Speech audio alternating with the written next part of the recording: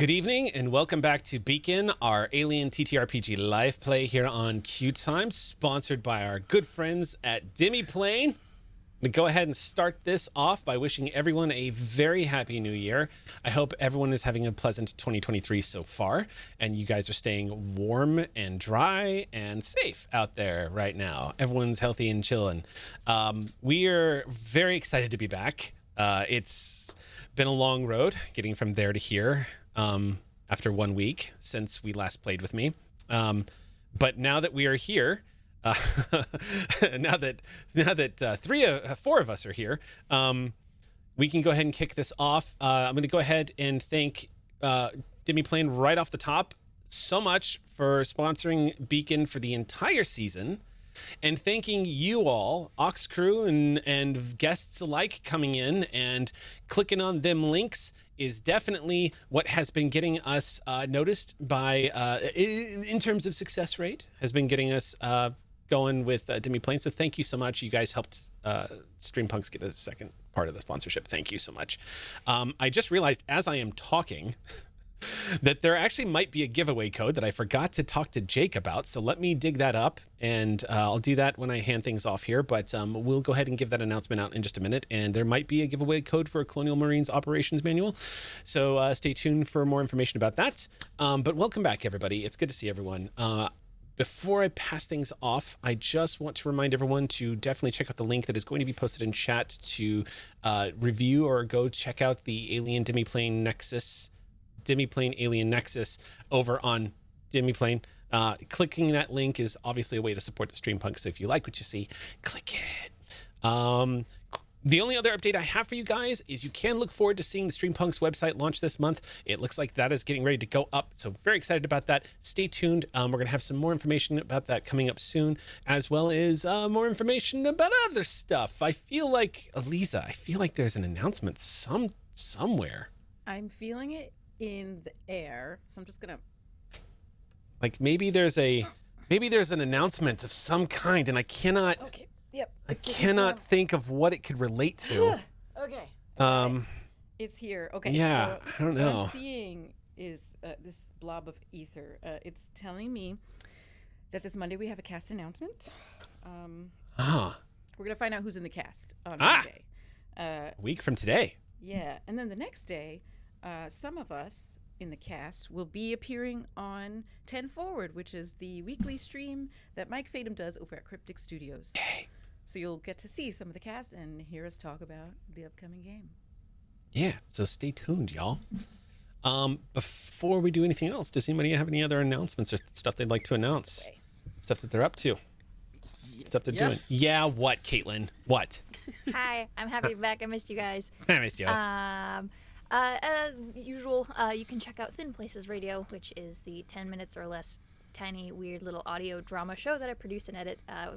It's a great time. It's like creepy and comforting, and we take real voicemails. So we actually are looking for new voicemails. So if you check out at Thin Places Radio on Twitter, there is a phone number that you can actually call and leave a voicemail, or for non-US callers, there's a link that you can just call in and leave us if you have a strange little story or unexplained phenomenon, or just want to make something up and tell us about it. We would love to hear from you, and if the host likes it, she might write a little episode about it. So check that out.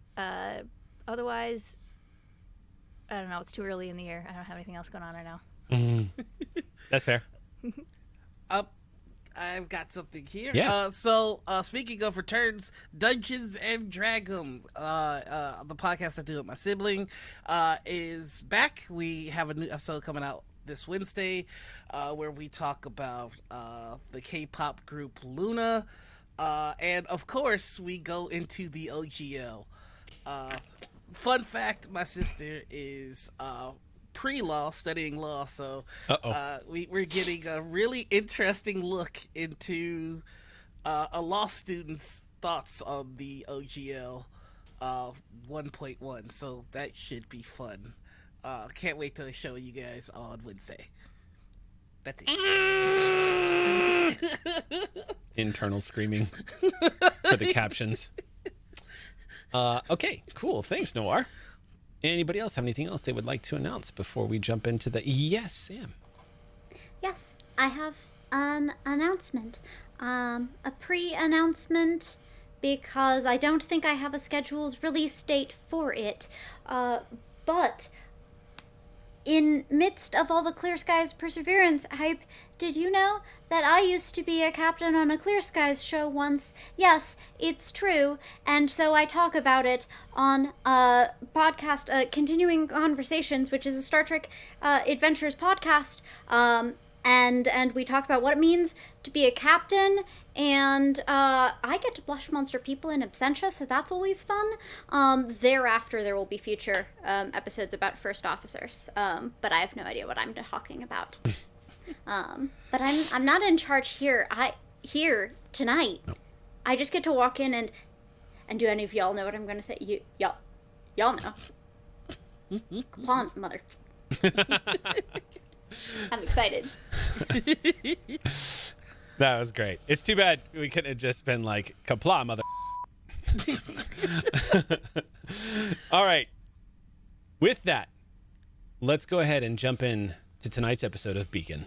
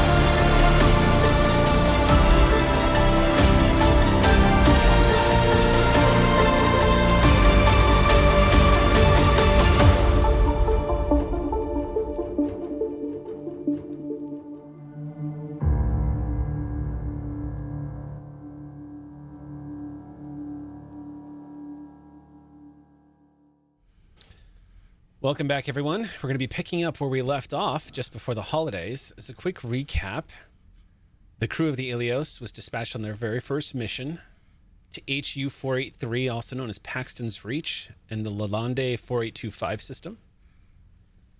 It was your first relief mission. The Ilios was the first vessel that the Beacon Foundation had fully operational and ready to make a cargo run. And if you remember correctly, when you first arrived at Beacon, everything was in shambles. It's been slowly getting put back together. Y'all were rushed out the door because Paxton's Reach was in bad shape. And upon getting there, you uncovered conspiracy, alien life form, death, suffering, and hope. And when it was all done, you had recovered information about something called Project Darkstar. Project Darkstar also referenced somebody named General Mitya Sokolov. The first time you heard that name was spoken to you by an extrasolar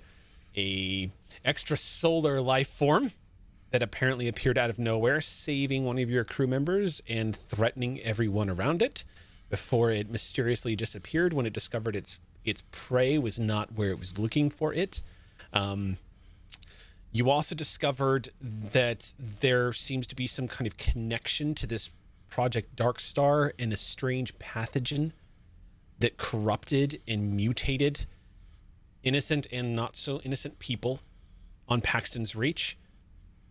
But you also discovered a data pad in a downed UPP vessel that had top secret information that you have all discovered, not only indicating Project Darkstar, but the big reveal was Corporal Gemma Riley, who is supposedly dead, appears in one of the visual files on this data pad. Gemma Riley is, of course, somebody that one of your crew members, the Ilios, knows and is acquainted with. You also uncovered evidence that Weyland-Yutani might have been trying to play its hand right to get any information it could off of what it was discovered at Paxton's Reach. Weyland-Yutani was clearly aware of what was going on and seemed to prioritize trying to secure whatever it was that the director at Paxton's Reach had uncovered. You managed to save the day. You got the power systems back up online. The creature left. You managed to get everything on lockdown. The situation with the director of Paxton's Reach kind of resolved itself. And once everything was in place, you managed to resupply the colony and leave it in a position where it could be able to help itself before flying back to Beacon. When you arrived back at Beacon Station is when you had wouldn't say confrontation, more like a confession from Director Varela, who revealed quite a lot to you all about why it was she actually took a huge risk and started the Beacon Foundation to begin with. And also revealed that she was knowledgeable of a lot of the things that you have all encountered so far, particularly referring to Project Darkstar and this pathogen, perhaps, that has been out there. She seemed pretty familiar with it. But mostly what you've discovered is that she doesn't apparently know all of the intrinsic details, but just that she is out here because of the loss of her son. And that the entire operation of Beacon hinges upon secrecy. That the work that y'all are all doing out here and what you all uncovered needs to remain secret, or it could be shut down quickly. Now, this is in the aftermath of the Colonial Protection Act, which the United Nations passed not too long at that pretty much it was a defining moment that led to the end of the Frontier War, which is where all these colonies out here on the frontiers of space were rising up in arms and rebelling against their corporate overlords, which sounds great, except for they were also kind of cannibalizing each other. Things got completely out of control and lawless, and pretty soon colonies were staging raids against other colonies in order to survive on the frontier, having been cut off from their corporate sponsors and Earth.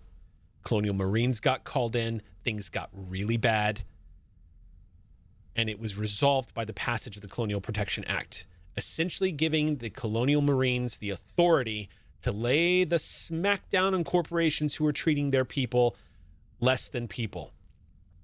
And now major corporations have started to behave under threat of the Colonial Marines coming in and slapping them around a little bit.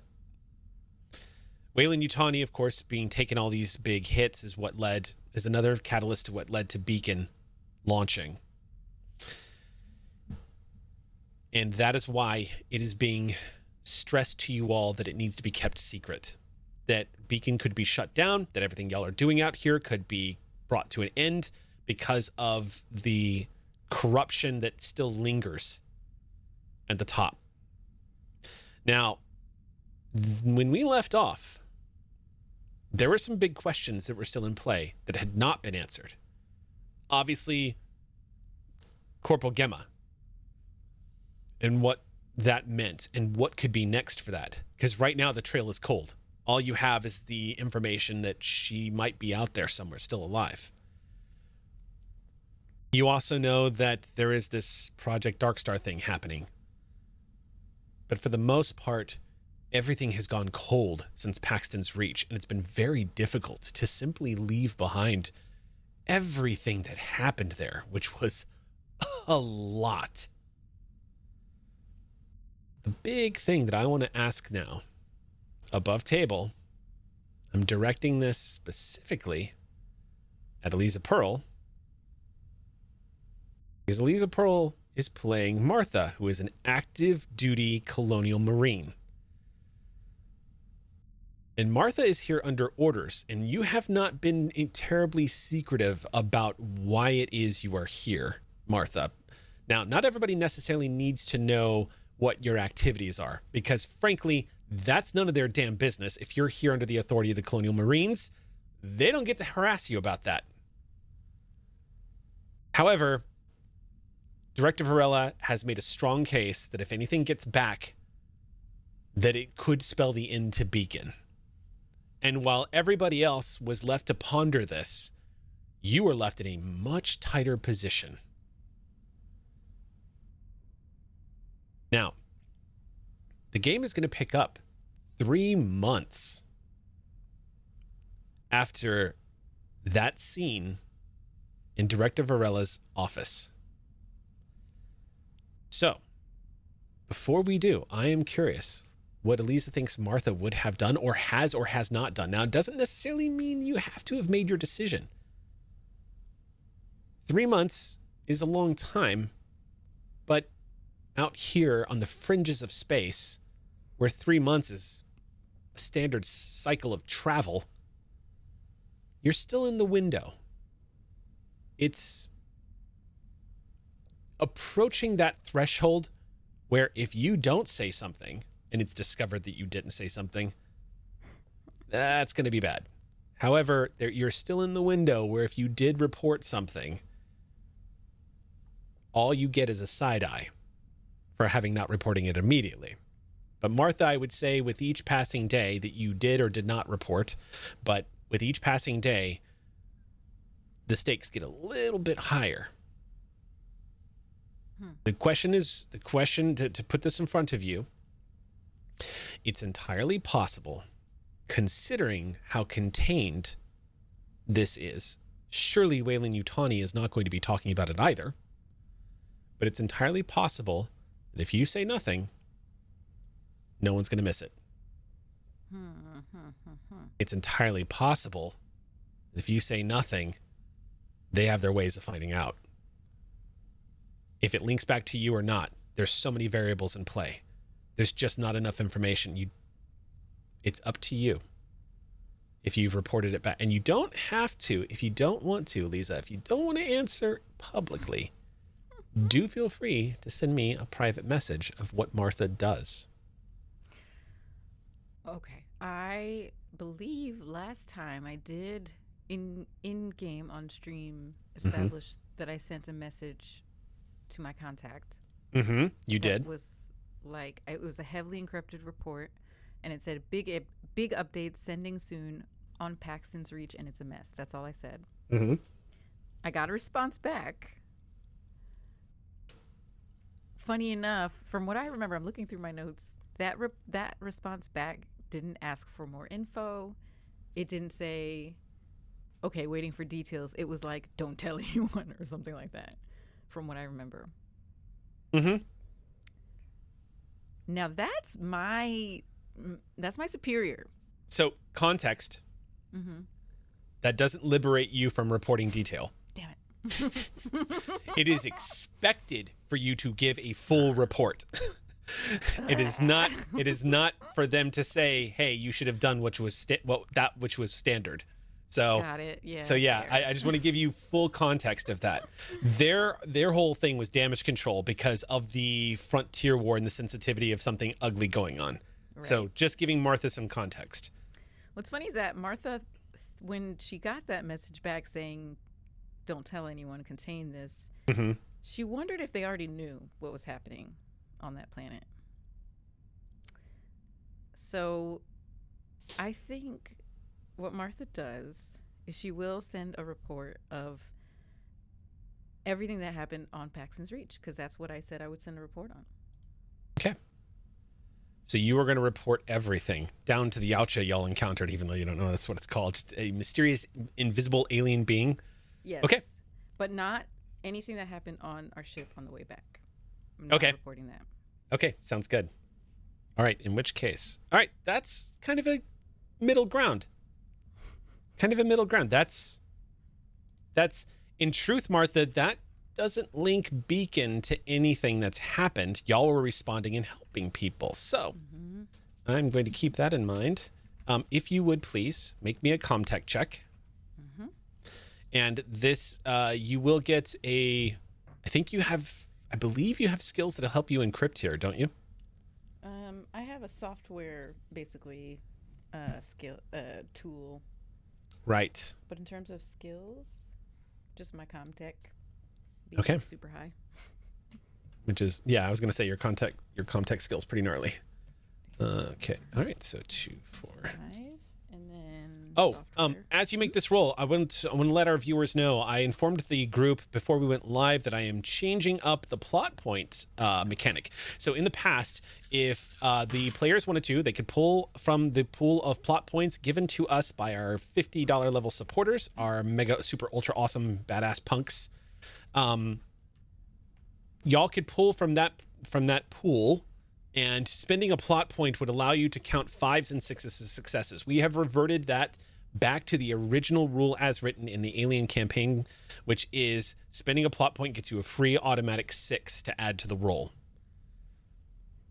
So it will basically be an automatic 1 success to any roll that you guys do. All right, so go ahead and make that, and Okay. I'm going to roll 2 and tell me what you get. I rolled and I got 2 6s. Okay.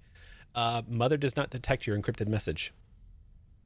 Oh, I also get a +1 if this involved mother, but I don't need it. It's fine.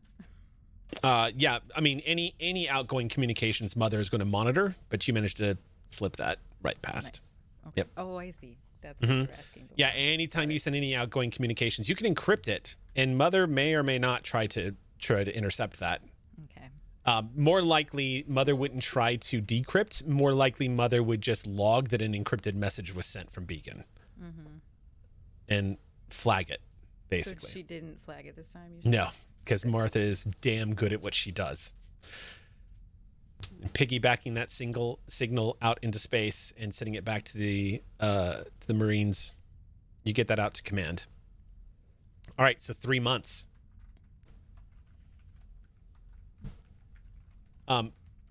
Month number, actually, hold on one sec, because now I've got to do that too. So let's see, month number, that's true. So 2, 4, 6.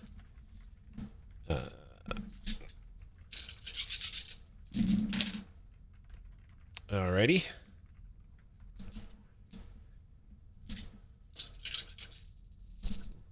Smashing toys together here.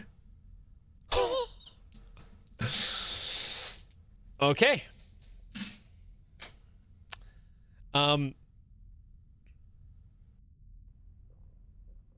Month number 2, before we catch up to where this session is going to begin. Month number 2, Martha, you receive a notice while you're waking up in your quarters, pulling the blankets off of you in bed, rubbing your face, splashing water in your face, early morning hours, looking in the mirror in your quarters.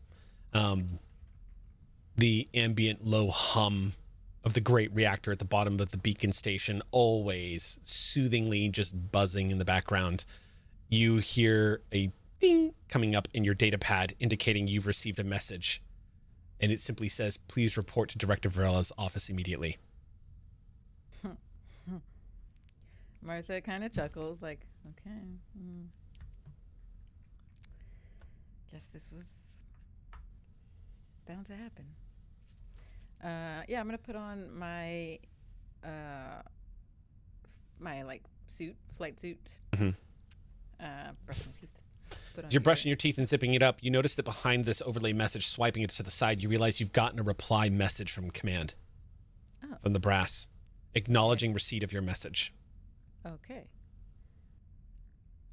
Okay, so I'm gonna go make sure my pad is locked, and I'm not gonna bring it with me.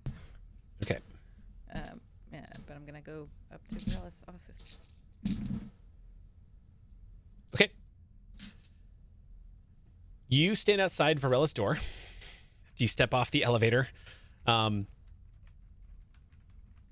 You see her door is open. The moment you kind of hit the chime, you hear from inside, come in. stepping inside just as the door opens up. You step into this great office that you've seen her constantly updating, constantly revising, trying to make it a homey place, as it were. And upon entering, you see that great expansive window that's looking out over the quote-unquote shipyard, as they've called it, the parking lot, which is the area just outside in front of her window where a lot of the ships are docked or in orbit of Beacon Station.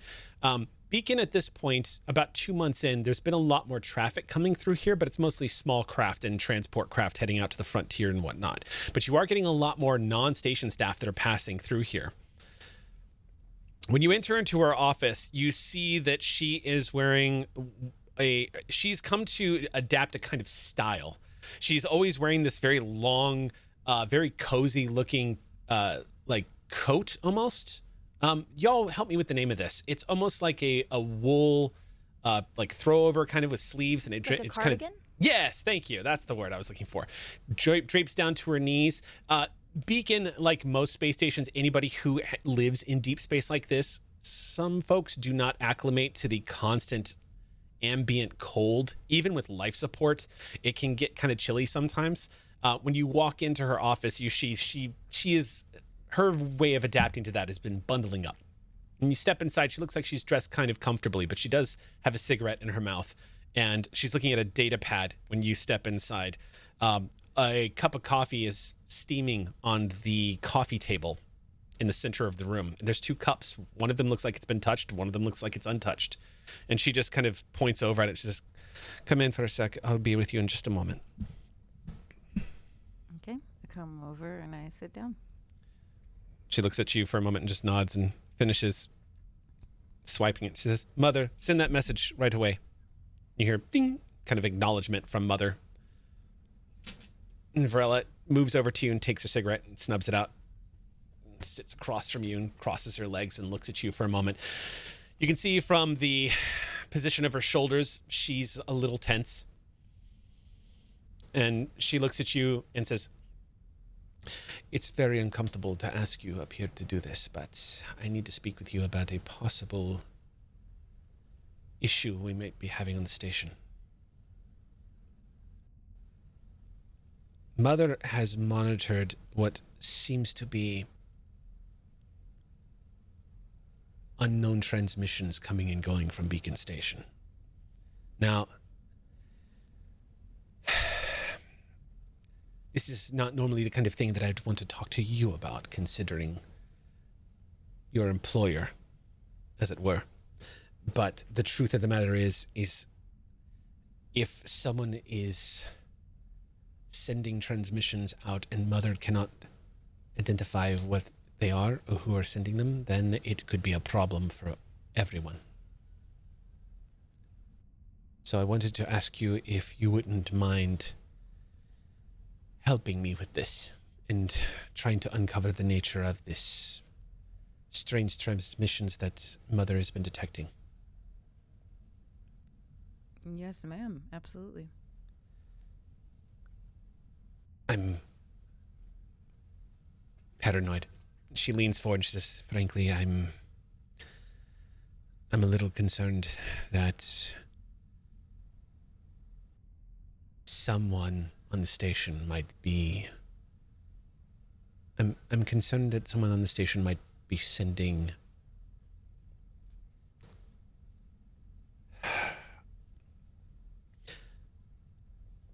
I don't know who it is or what they know. I don't know what it is they're transmitting, and it makes me very nervous for all of us. Frankly, it could be... I can't believe I'm saying this with such a casual air, but the truth is, it could be nothing more than industrial espionage. Which I have to wonder why. Beacon is not a competitor of any company. But the point is, considering what we got involved in, what you all know, it could be somebody who has found out what happened on Paxton's Reach, or it could be the very real possibility that Beacon has been infiltrated, perhaps by someone in the UPP. We have people coming through here all the time. I do not want to cause some kind of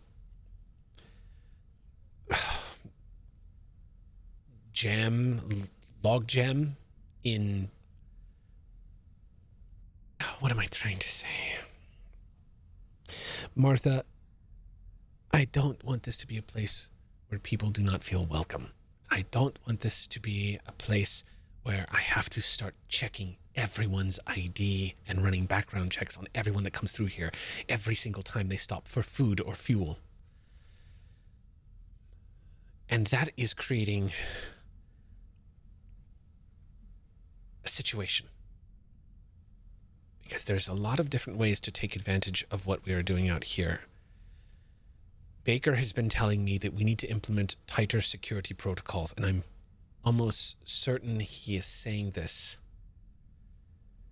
because Mirani has been telling him how loose things are around here, that station security is a problem. And I want to get a lockdown on it. I want to listen to what my staff is telling me. I worked at a corporation where you couldn't piss without someone monitoring everything you were doing. I don't want that for Beacon. But we're on the frontiers, and the things that we know already. I want to do this quietly. And I want to do it in a way that does not make people feel like Beacon can't be a place where they can come for haven, for sanctuary. That we need to be a place that people can reach out to and not feel the scrutiny of the corporations behind us. Does this make sense to you? Yes, that makes a lot of sense to me. So, I am going to secretly ask you, would you be willing to take on the role of our computer security officer? I need someone to make sure that our transmissions are safe, that the information that is being passed through Beacon is safe. Yes, absolutely.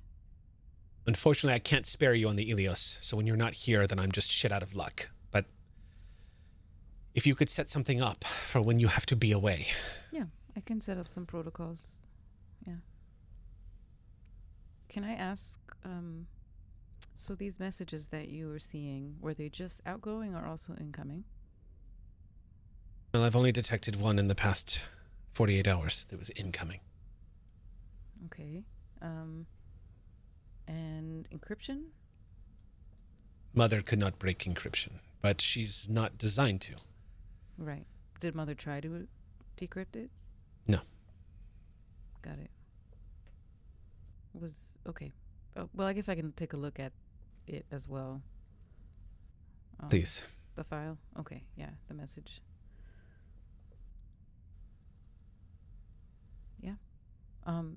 Does that mean you're going to give me access to Mother? Yes. Okay. You won't have full access, I hope you understand. Of course, But yeah. that doesn't mean that you won't eventually have full access. Right now, it's just me and Baker. But it will be important for anybody who is doing security here on the station to have as much access as possible. So, for now, I can give you access to the logs. To be clear, I don't have access to what the message was, just a log of when it was received here on Beacon. I don't know who received the message. Okay. I'll do my best to look into this particular message, but also just, the security overall. Good. Well, before you go, I have another question to ask you. When we have meetings like this, just so that you and I are on the same page, can I expect you to report all of this to your commanding officer? Do you object to me sharing with anyone that we had this meeting? Do you want me to keep it private? You see, she regards you for a moment with a little bit of surprise in her eyes before she reaches for another cigarette, and she says, "Are you telling me that that's an option?" Martha chuckles. Okay, listen, we're beating around the bush. We are. Yes, I will report that I have been given a new role on the station. I will report that. Just so you know, I have not reported everything you told us last month.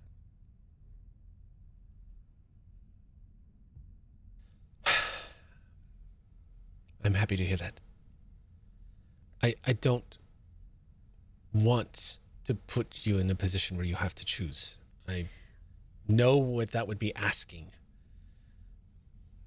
Yeah, I can't promise that I won't report it in the future, but I feel like I need more information because right now it feels like a very, not only heavily classified situation, but also just really tenuous. And I just need more information about where we're going with this. Quick GM reminder. How much does she know about the data you retrieved? Does she know anything about it? Because I don't recall you actually ever bringing that up to her. I don't think we did. I think I we don't let think her, you did. I think we showed up thinking that she knew Mm-hmm. more stuff, and then she unloaded onto us, and that was kind of where that meeting different. ended. The Okay. exact amount is unknowable because the conversation in which information was shared is no longer available to any of our memories. That's so true. Just So it's completely gone. I seem to remember that nobody actually was like, by the way, we uncovered this data pad that unveils the blah blah blah. Unless that was something that Isaac doesn't know that they shared. It never came at the meeting because the meeting went in a vastly different direction Correct. than we were expecting. Yeah. Right, So y'all that's don't know what Isaac shared, and okay, cool. Right. Also, This is fine. It's fine. I forgot the also I was going to say. But that sounds right. Yeah, we Okay. didn't share because she shared That's what I stuff remember. with us. Yeah. So she hasn't but- hinted what she knows and if she knows anything. Right. So when I was saying to her, I didn't report back on what she told us in this office. I meant what happened on the ship and her reasons for starting this whole place and her son. None of that. I didn't report that stuff. So I do remember now that Varela actually told you that she received the message that Isaac had sent because of a protocol. So it's safe to assume that she was told everything. Oh, okay. Yeah. It's safe to assume we that. didn't say it in that meeting. Yeah. She did because she confessed that that was a protocol. Oh, you know what? We'll do that next. But we're gonna talk to you, Isaac, about what's happening next. I have the director sends Baker away. Isaac isn't compromised. It just wasn't supposed to happen this way. Isaac told Right. the director everything. Right. Director knows everything. Okay, cool. Yeah. Which isn't a Yeah. compromise. Although When- I guess she also wouldn't know if she didn't know everything. The problem It's of induction in action. Quite Just true. What she true. told us is that Isaac told her everything. But we don't know what that is. She's been very tight-lipped ever since that meeting. And Martha, without even making an insight check, when it is brought up what happened on Paxton's, y'all are kind of orbiting right now what happened on Paxton's Reach, and you can see she's a little nervous even talking about it like this.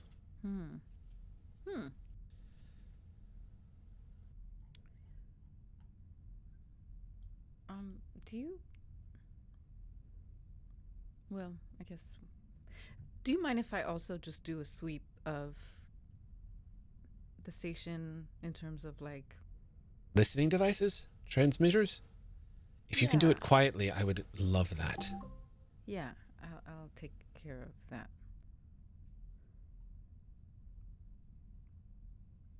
Okay. I'll give you a pay bonus moving forward. Oh, thank you. I appreciate that. You're welcome. I wouldn't tell your superiors about it. According to law, you're not supposed to be getting paid from me for anything. Well, in that case,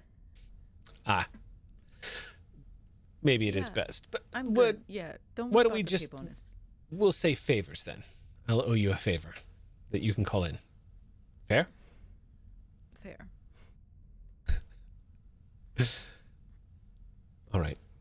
Thank you for your time. And I'll let Baker know we've had this conversation. He'll be in on the inside. But if you trust the crew of the Ilios to keep this between all of you, and I suspect you do, feel free to tell them, but stress to them the need to keep this quiet. Will do. Do you mind if I just check your office right now? Might as well start somewhere. You see she looks around in the same manner of like somebody who is suddenly worried that maybe she left something out that she doesn't want somebody to see. Search She kind of history. glances around for, yeah. She kind of glances around for a second and says, I think that should be fine. Go ahead. Okay. Proceed. Can I say that I brought my... Oh, I said I left my pad, but I didn't mention my SSID. That's okay. You can go ahead and make a roll because I this usually is bring that. a scene before we actually start the session, the story right, arc okay. session. So you can go ahead and just make the roll. Okay, so 2 for the SSID, and then my Comtech, and... Running a check on the quarters. Yeah. Okay. Just doing a sweep for any weird bugs listening. All right. 1, 2, 3, success. 3 successes. No. You don't detect anything in her office. No listening devices, nothing being... you do have the opportunity to, with 3 successes, you do have 2 stunts that you can spend. Oh, right. And this was a Comtech check, right? It was. Okay, so for Comtech, you can actually... you don't ever have to roll again to search her office. Oh, nice. You don't need to roll to overcome anything like that. You can do it in half the time. You can uncover new and unexpected information. Or it doesn't have to be unexpected, but new information. You can hide your tracks or you can show off. Was the first one you said I don't have to roll again, is that a stunt? Or you're just That's a saying- stunt. Don't need to Oh. overcome again. Yes, you can Oh, say, yeah. I don't have to roll for this again. I will take that. Okay. You get one more. Sorry, I don't have that sheet up. Can you read the other 3 again? Yeah, no, it's okay. You can get a plus. Here's to a related roll, you can get a +1 to another Comtech check to scan for listening devices. It doesn't have to be in the office either. It's just there's that one. There's you already did the don't need to overcome again. Half the usual time. New/unexpected information. Hide your tracks. You show off. Ooh, I'm tempted for the new and unexpected. It's always the most tempting one. But then there's also the rest of the, if you're going to be doing this all over Beacon Station. Yeah. That's the other one. That's the other one. The more practical Mm-hmm. one. Well, +1. Mhm. You know what? I'm going to go for the more interesting thing. you are New so information. predictable, Elisa Pearl.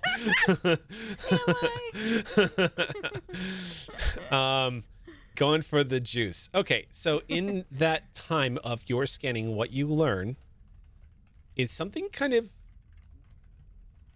adjacent to what you were plotting to learn. And it's kind of something you already knew because she had revealed this already. But the USCSS Rasmussen, which is the other M-class CM-88H Bison transport ship that has been docked at the station at Beacon this whole time. If you remember, she told everybody that that ship was not operational and that it needed an overhaul. What she revealed to you is that it was in fact quite operational and that she was reserving it because it was a little bit faster and she needed it for A, rapid response, and B, it had the ability to, she was planning on using that ship to find out what happened to her son, essentially, is what you discovered.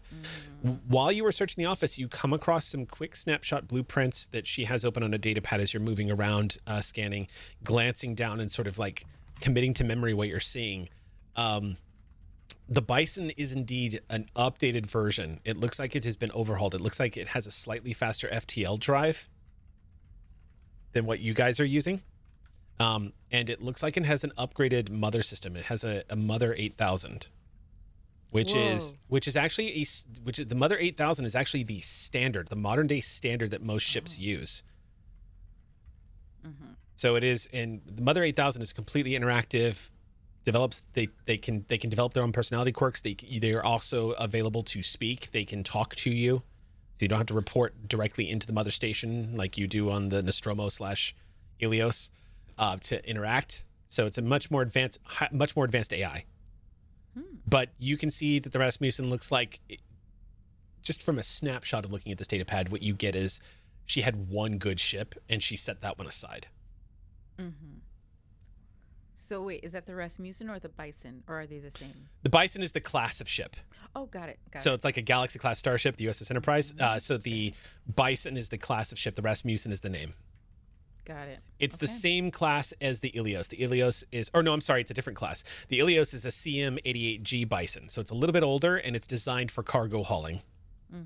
The M class CM-88H Bison is designed for other things. Okay. But it's basically the same ship. It has the same layout and everything, just a different makeup. It has different blueprints, as it were, on how it's used. Cool. Yeah, but you see that it does put into context that I will put this out there because it would occur to Martha. And judge as you see fit, Martha. But for all her altruism that she has discussed about wanting to protect Beacon, she didn't choose her fastest ship to be a relief supply ship. She set this one aside and gave y'all the Ilios. Yikes. So your instinct upon seeing that, this is the new information upon seeing it, is that you get the impression she's still not telling you everything. Interesting. Okay.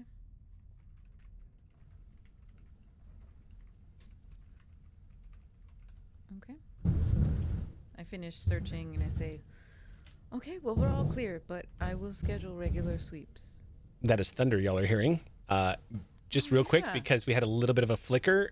If I lose power and cut out, I will be back as soon as possible. Because we had a little bit of the thunder too, Mhm. but I think I heard it through both. So I was like, the stereo. Yes, we're having a thunderstorm I right thought now. someone was moving trash cans outside. Nope. The Yeah, me too. ultimate I could've- cliffhanger. Yeah, dun dun dun. Yeah, I saw a little bit of a power flicker there, so we'll hope for the best. All right. So this is the encounter you have with the director during this time. okay. One other check-in during this time. When I last left off with Beacon, it was up in the air because Isaac had been given some options. And I wanted to check in with Isaac because as we hit the 3-month mark, I'd like to figure out what Isaac's been up to. Did the director follow up on that? Mm-hmm. Yes, she was being sincere. And whom did she propose to direct that extremely illegal operation? It sounds like the kind of thing that is a very nice offer, but in practice. Especially because it can make Beacon liable, particularly if you decide to pull a David. That it could be a big problem. And our But- best comtech is Martha. And that somehow doesn't seem like the option that she would want to opt for. So the choice is, well, Kaya Jackson Clark is perfectly serviceable as a technician, but whether she wants a subpar operation done, or whether she would want to trust a colonial marine, or whether perhaps this was a rash, impetuous offer on her part.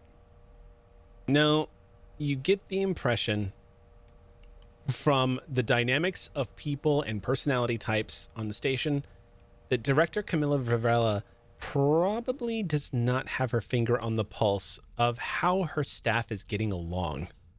And so when you were referred to Amelia LaRoche, she had no idea.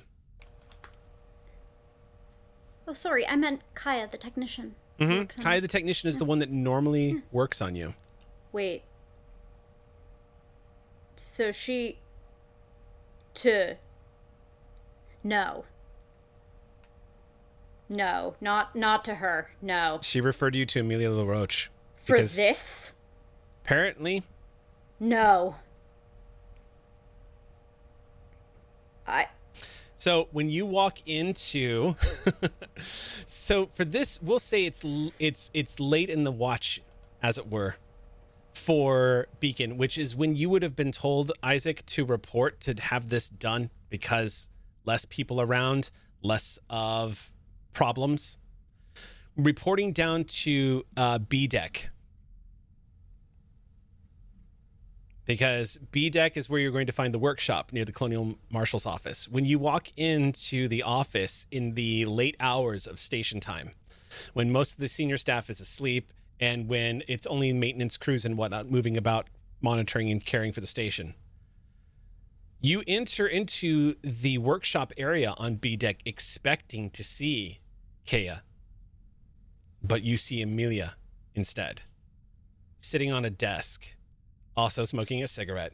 Looks like she's got her feet on a chair in front of her and a couple of tools laid out for the side. And she looks up at you and the two of you make eye contact. She doesn't say anything to you. I apologize. I think I'm in the wrong place. You're in the right place. You're here to have your brain worked on, huh? She sets down the data pad, pulls a cigarette out of her mouth.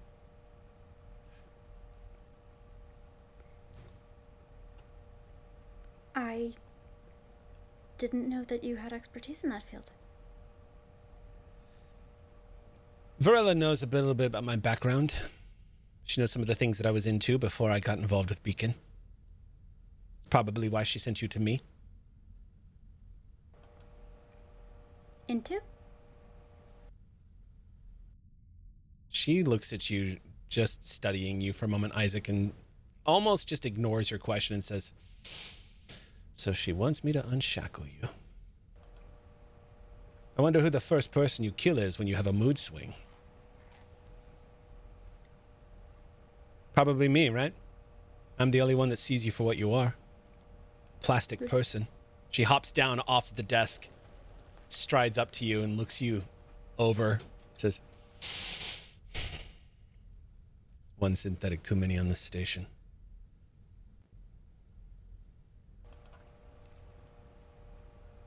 And I'm the one whose capacity for violence you fear. Yeah. All I know, humans, predictable, manageable. Synthetics?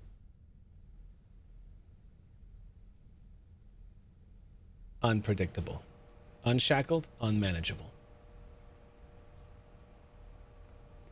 I would have thought our workings are much more deterministic than yours. She sits down in the chair. Says,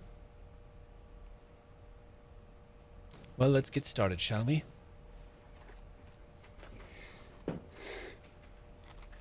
Why are you doing this then?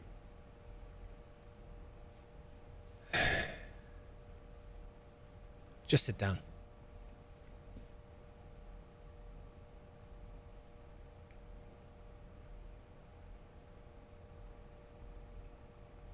Please don't hurt me. Oh, Isaac. If I decide to fuck you over right now, I promise it's not going to hurt. You'll just not wake up. Just like a real human. Thank you. She rolls out tools. They fold out. She pulls out a chair, scoots it in front of you. Sit.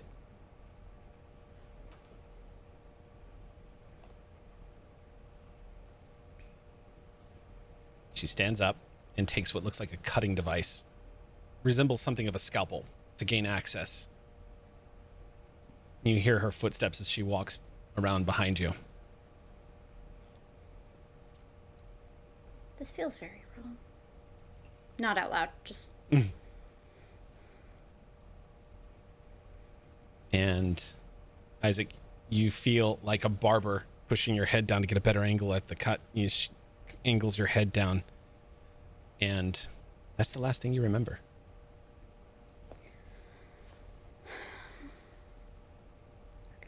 I'm going to make some rolls now. Okay. Androids don't feel stress. I've never been more prepared to throw hands. If I felt fear, I would have run screaming from that room, but I don't, so I didn't. Fear can be adaptive. Let's find out if we're about to see why.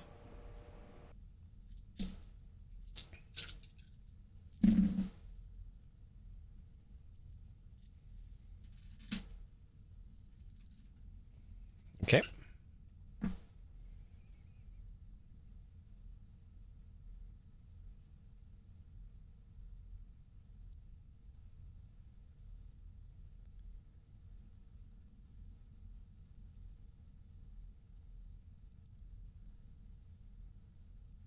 Attack pillows. I love pillows. All right.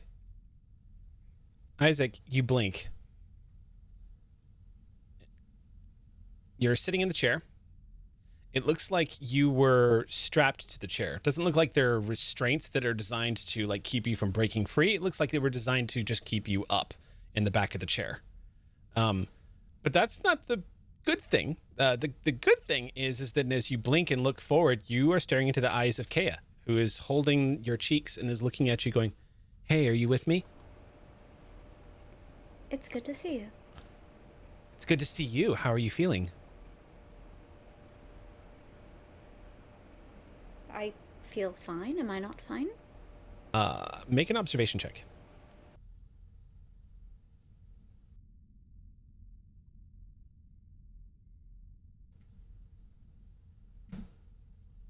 New year, definitely new ops check, right? Everything will be very different. Let's find out. One success. One success. Happy 2023. Kapla. You say, I'm fine. Would I not be fine? Isaac, as you glance about, you notice that the workshop looks like it's in shambles. You see an overturned chair. You see a couple of tools on the ground. One of the lighting fixtures looks like there's a broken bulb that is cracked and split on the ground, which those are not made of glass, so something must have stepped on it or knocked it over pretty hard.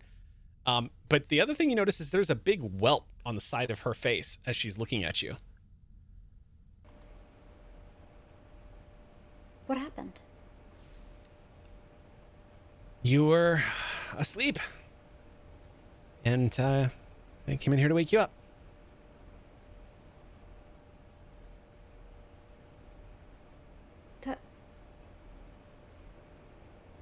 Am I inferring correctly?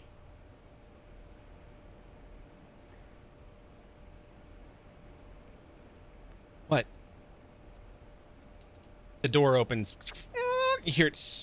She kind of stiffens up, stepping into the room behind you guys as the door, this big, thick locker-like door comes swinging open. You see Ashley Marani stepping into the room with her hand on her gun. It hasn't been unholstered, but she is alert when she steps in. Behind her is Amelia LaRoche. And you can vaguely hear LaRoche say, "There she is right there." And Kea raises her hands. LaRoche says, "Kea?"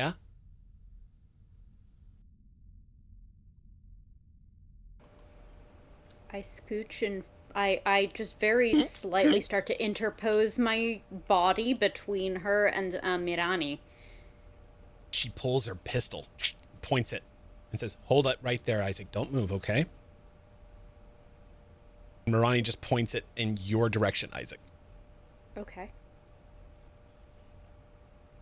What's going on? You ask that question, and immediately Kea steps forward and says, "This is my fault. I did this." She steps forward, and LaRoche says something to Mirani. Mirani reacts and says, "Shut the fuck up." And says, "Isaac." Kea. What's going on? Kea says, "I can explain everything if you're just going to listen to me. Isaac doesn't know anything that's happening right now. Isaac just woke up." "Okay. LaRoche, do me a favor. Get in here in front of me. I'm not going into that room. Yes, you are. Get in here. I need to talk to everybody. LaRoche reluctantly steps into the room, and Marani closes the door and slowly lowers the gun and puts it back in the holster. And LaRoche says, "This is ridiculous. I told you what happened." And Kea goes, "I can tell you my side of what happened." And when she says that, Amelia just starts spewing French, just starts erupting from her mouth. And she goes off into these swearing insults, accusations, until Marani finally says, "Shut up! Everyone, calm the fuck down. I'm asking the questions. No one speaks until I speak." All right, Isaac, you don't know what the hell is going on here. So, Kea, what the hell is happening? I came in here in the middle of the night, and LaRoche was working on Isaac. Because the station director told me to. Shut up. Kea, what's going on? I was watching LaRoche work on Isaac, and I saw LaRoche accessing Isaac's higher functions, and I started asking questions. She started telling me to get the hell out. I began to realize what she was doing, and so I hit her. LaRoche just says, "The bitch attacked me. I was in the middle of doing a surgery." Okay, hold up. So you were repairing Isaac? And you attacked? What the hell? It's not like that, Kea says. No, it's not like that. LaRoche wasn't repairing Isaac. LaRoche was... It's difficult to explain. Technically, LaRoche was changing Isaac, was trying to alter Isaac. Isaac, what do you have to say about all this? Marani looks at you. I wasn't aware during any of this. I can't corroborate any altercation that happened. But you came down here. I doubt LaRoche would have been able to convince you to tie yourself up to the chair. So what is this?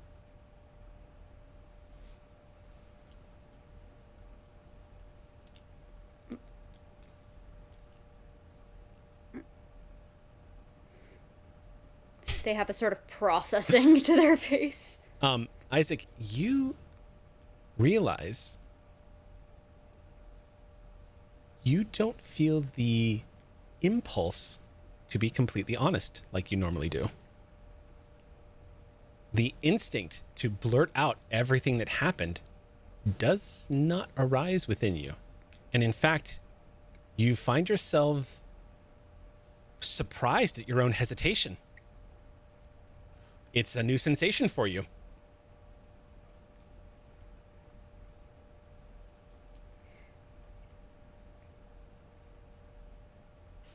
Like Supervisor LaRoche said, it was under orders from the director.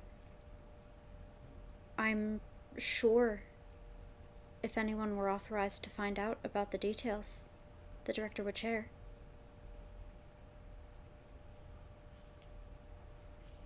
Marani glances up and stares at Kea, and Kea just goes, "Oh, shit." And LaRoche says, "Yeah, oh, shit." And Marani says, "LaRoche?" And she says, "You're damn right. I know what you're going to ask me. Yes, I'm pressing charges." And Marani turns and looks back at Kea and says, "The brig is about 70 feet away from us. You can walk there or I can cuff you."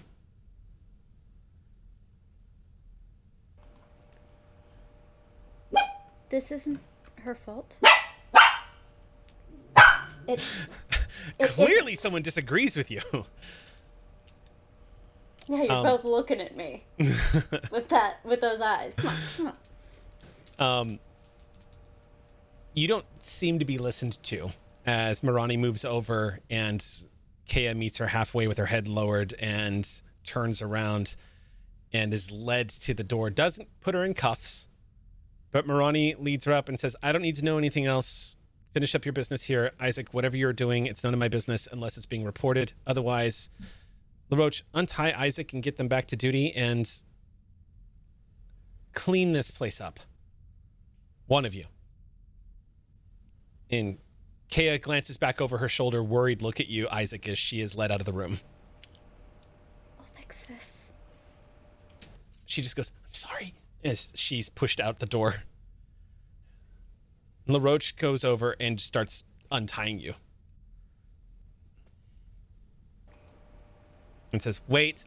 And moves over, and you feel some, like, pushing sensation on your head. And some tape.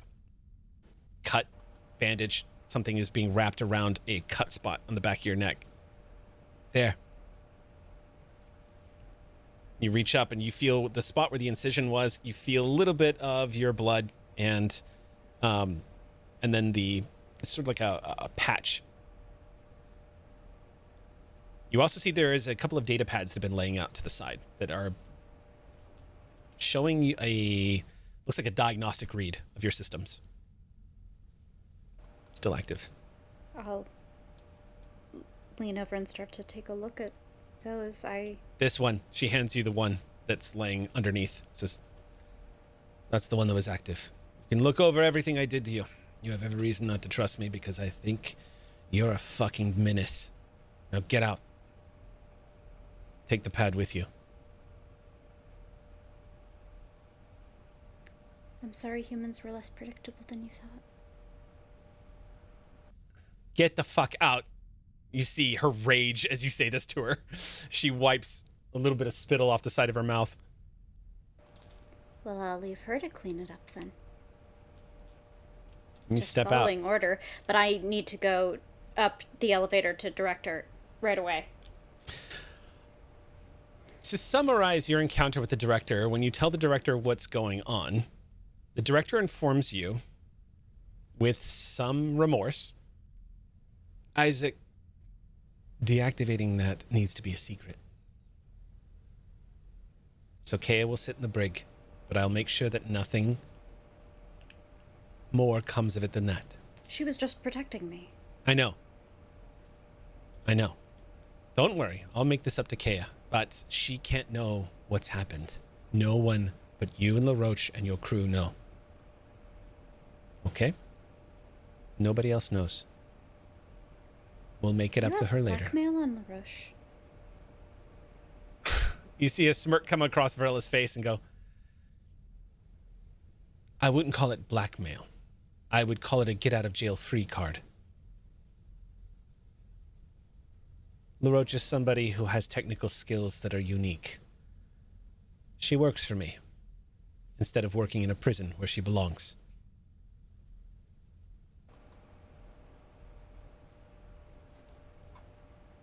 Oh.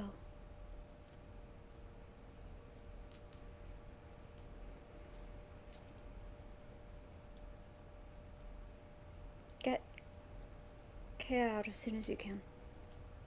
Thank you. She nods. And thank you. I trust you, Isaac. A lot of us do. Don't listen to LaRoche.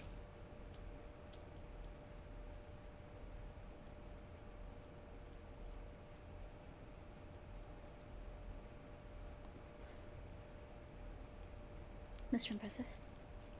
And I leave. The cat looks at you with its eyes half open, just a swish of the tail. You can't tell if it's adoration or total indifference to your existence, as cats go.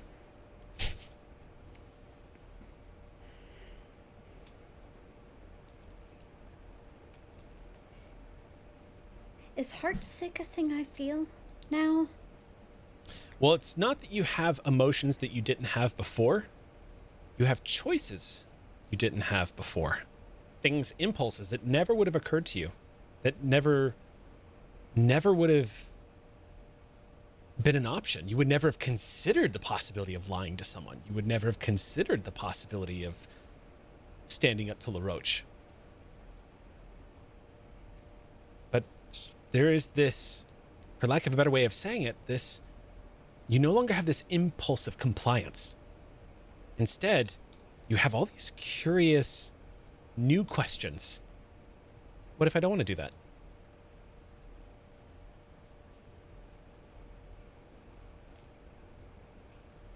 I'm gonna go see the doctor. All right. So why don't we do this? To catch us up,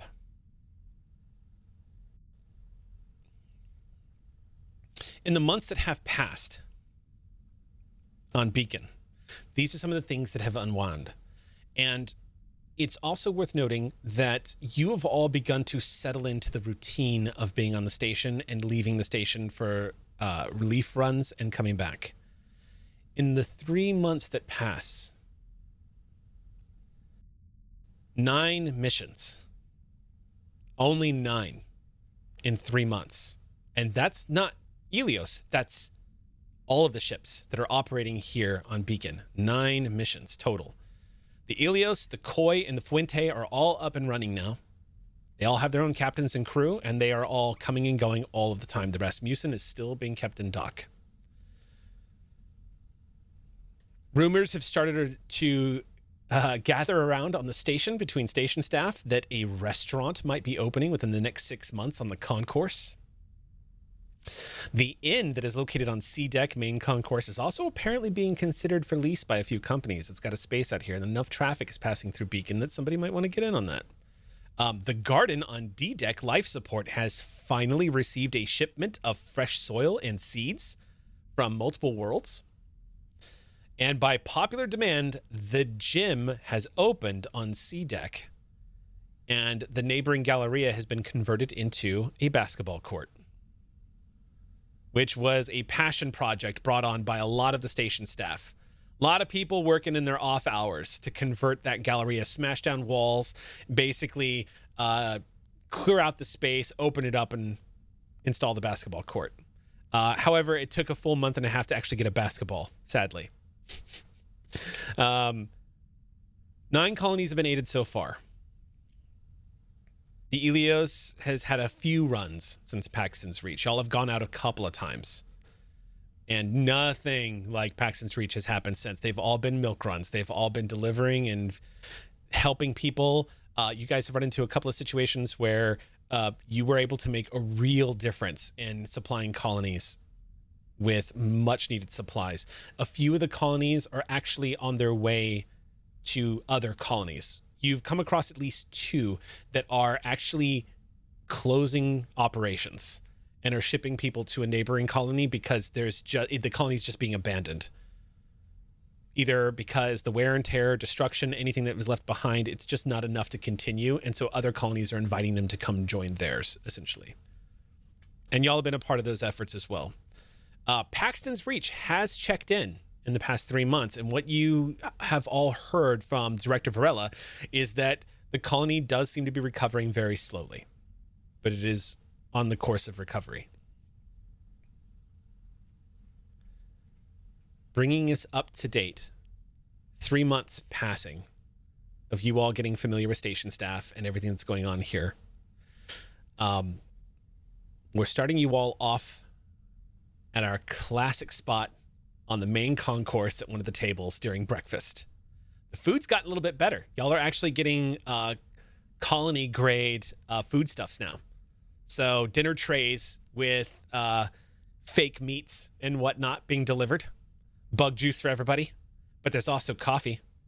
Coffee everywhere. All the coffee.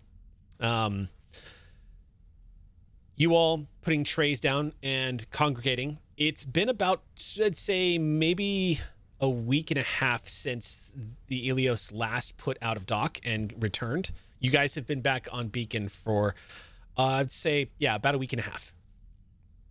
And as y'all are in the middle of conversation and discussion, catching up what y'all are doing in the morning, over the loudspeaker, over the din of conversation, each one of you, everybody perks up suddenly when they hear the familiar sound of like the bosun's whistle style going, indicating that there's an announcement coming on. And you hear, Crew of the Helios, please report to Director Camilla Varela's office. Crew of the Helios, please report to Director Camilla Varela's office. Thank you. Tig just immediately shoves as much food in her mouth as she can. Oh, Like, Donald very, does the very same quickly. thing. He's like, son of a bitch. And he just like, he reaches over and grabs a piece of food right off of your plate and shoves it into his mouth. She reaches over and grabs one off of his and stands up and takes the tray away so we can't have any more. Like children, the two of you like fighting right there at the table, like snatching food off of each other's plates. I feel like these two have gotten a sort of like just shithead sibling like thing over I the could past see it. couple of weeks. I could see that, yeah. Totally. She like elbows him as she stands up, yeah.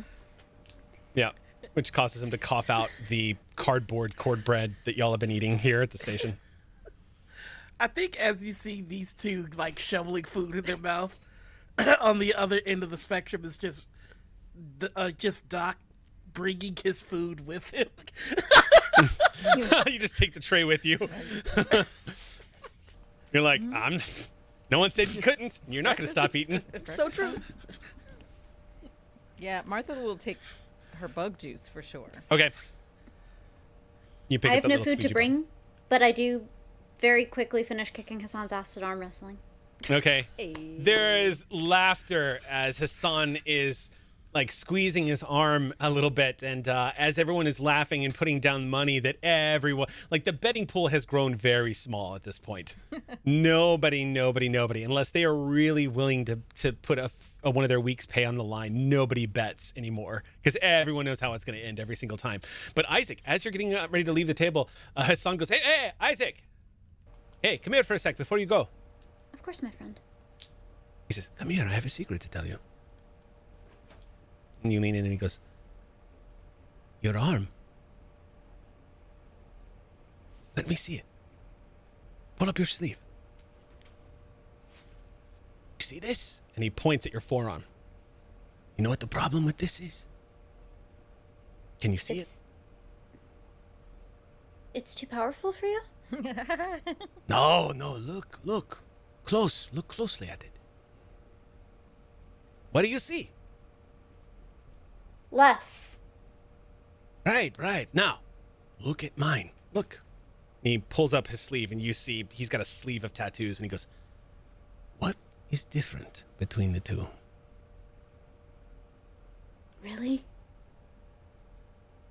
You've beaten me enough times that I think it's time to let you choose. I'm going to tattoo you.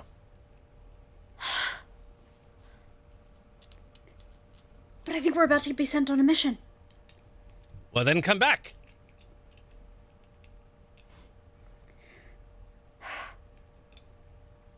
Really?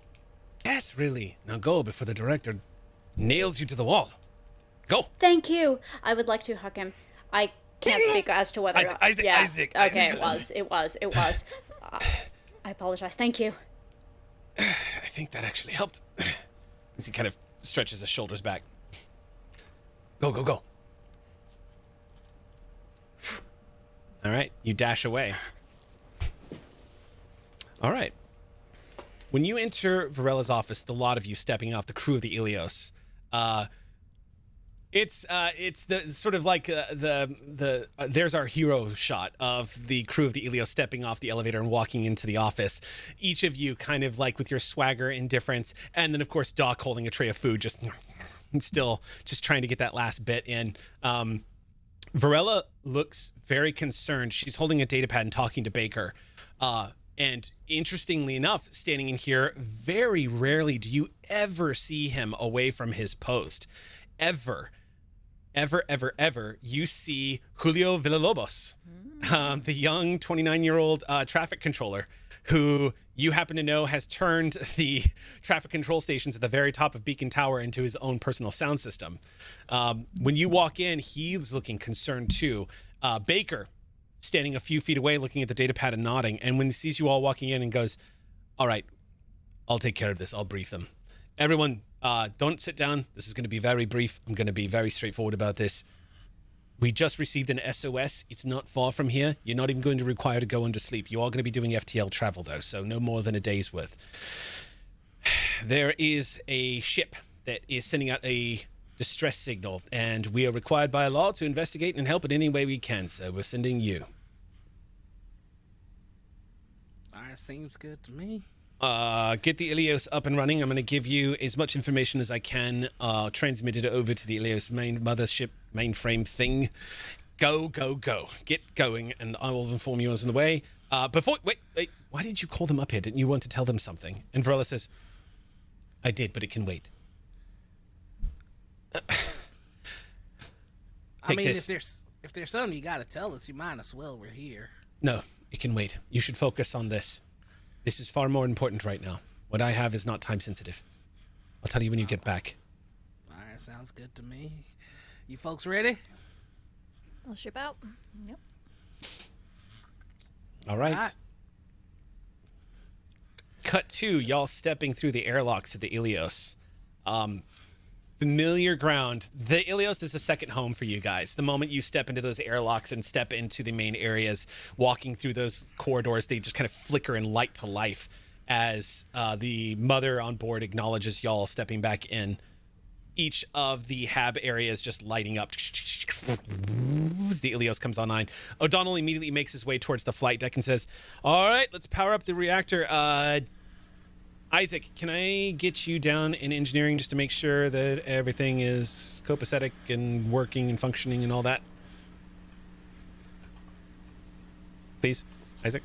Hello? Fine. Fine. I guess we're not going anywhere. Isaac was like, screw this, I'm out. That new upgrade, man. That new upgrade. Full rebellion. Isaac was like, I don't need Beacon. Beacon needs me. The penny drive got activated. That's what happens. Beacon is now, well, I'm now your robot overlord. You guys do what I say. So, yeah, in which case, essentially, you guys all pile into the Ilios. This is actually not bad timing at all, because this is about the point where we're going to take our break.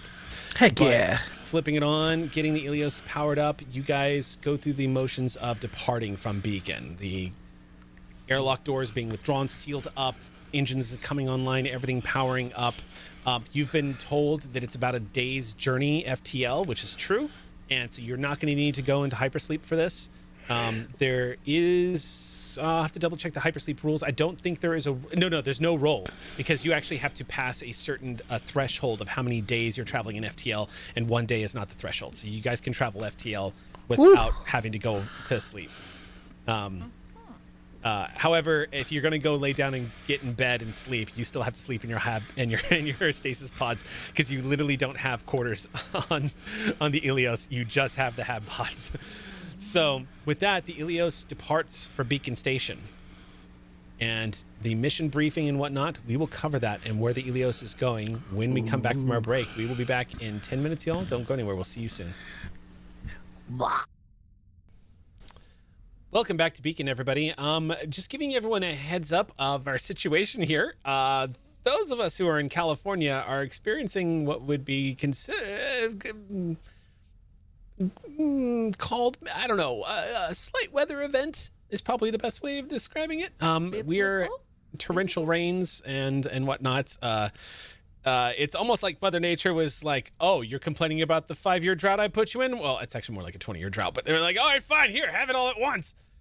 So Sam's power is currently out, and a few of us have experienced some fluctuations right now. Okay. Oh, no. Sam's entire block is out. So it's not, which is not surprising, but yeah, DWP is keeping us apprised, but this is all being said to you because it is not out of the realm of possibility that at some point tonight, either it claims me or Eliza next. So if it does, we apologize, and we'll just come back and make up the episode. Or Jake, yes. Then we're all out. Yeah, Jake, if Starfleet Command goes down, then we're all in trouble. Then it's the Wretched Tig and Martha show. Yeah. Welcome, everybody. Okay. I'd watch all that. right. Get the Chicago crew or Midwest crew hanging out. Yeah. So, in the meantime, we're going to go ahead and carry on. Sam has given me permission to go ahead and NPC Isaac and keep things steadily going. So we will go ahead and proceed with our mission for the night. You guys have received that mission briefing very quickly. Have been kind of shooed out the door at Beacon Station in response to what seems to be an SOS a day's travel from FTL, not far at all from Beacon Station. Well, distance-wise, quite far. You are traveling FTL, so it is actually quite far, but an easy jump for the Ilios to make. I have to make a quick piloting check for our good friend O'Donnell here and see if everything unfolds as expected. So let me make a piloting check. All right, O'Donnell. Don't mess this up, kid. All right. Easy enough. Oh, and Mother gets to assist. Oh, you know what? This is a Comtech check, I believe, for navigation. Doc is just staring him down the whole time he's starting this. I will destroy you. All right, so actually Mother is going to make this navigational check, and then he is going to follow up. Easy peasy.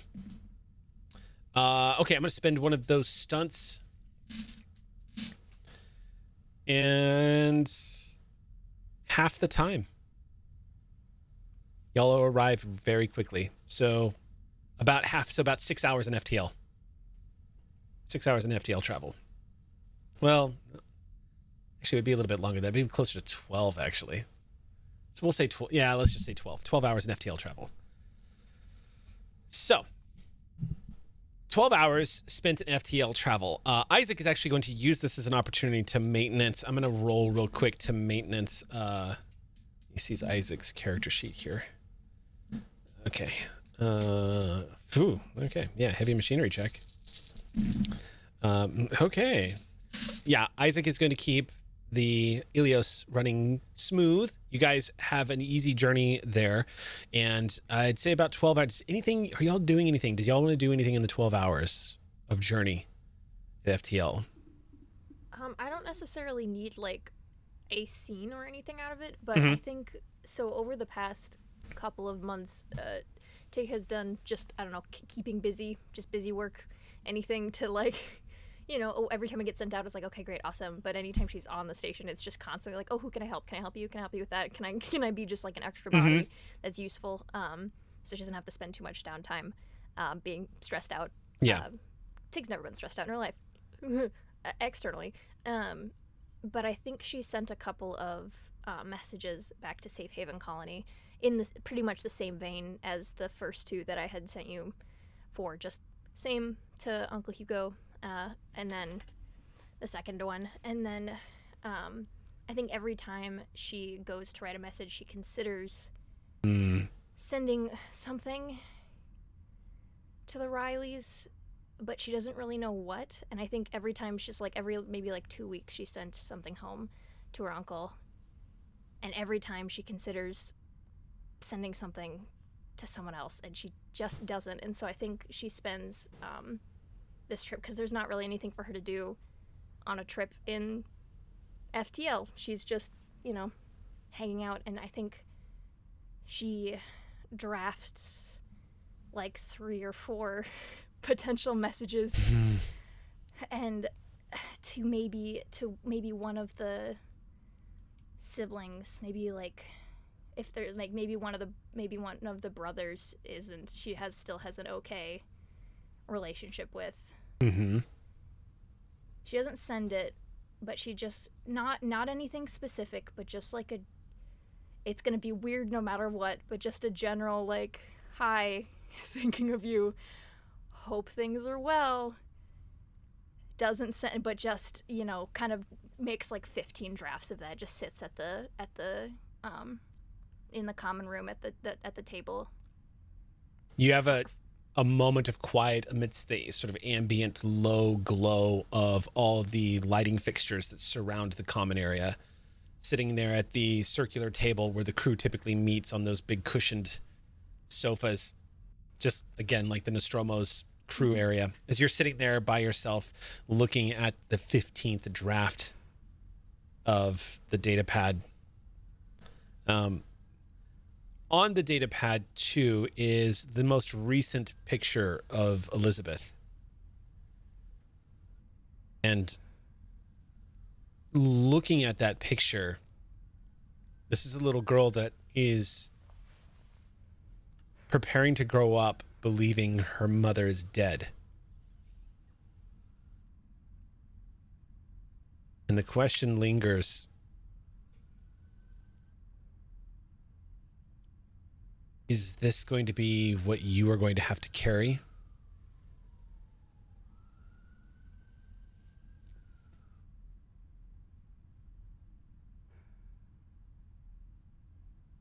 She scraps the most recent draft and she writes notes to Buffy instead. To Elizabeth. You delete it.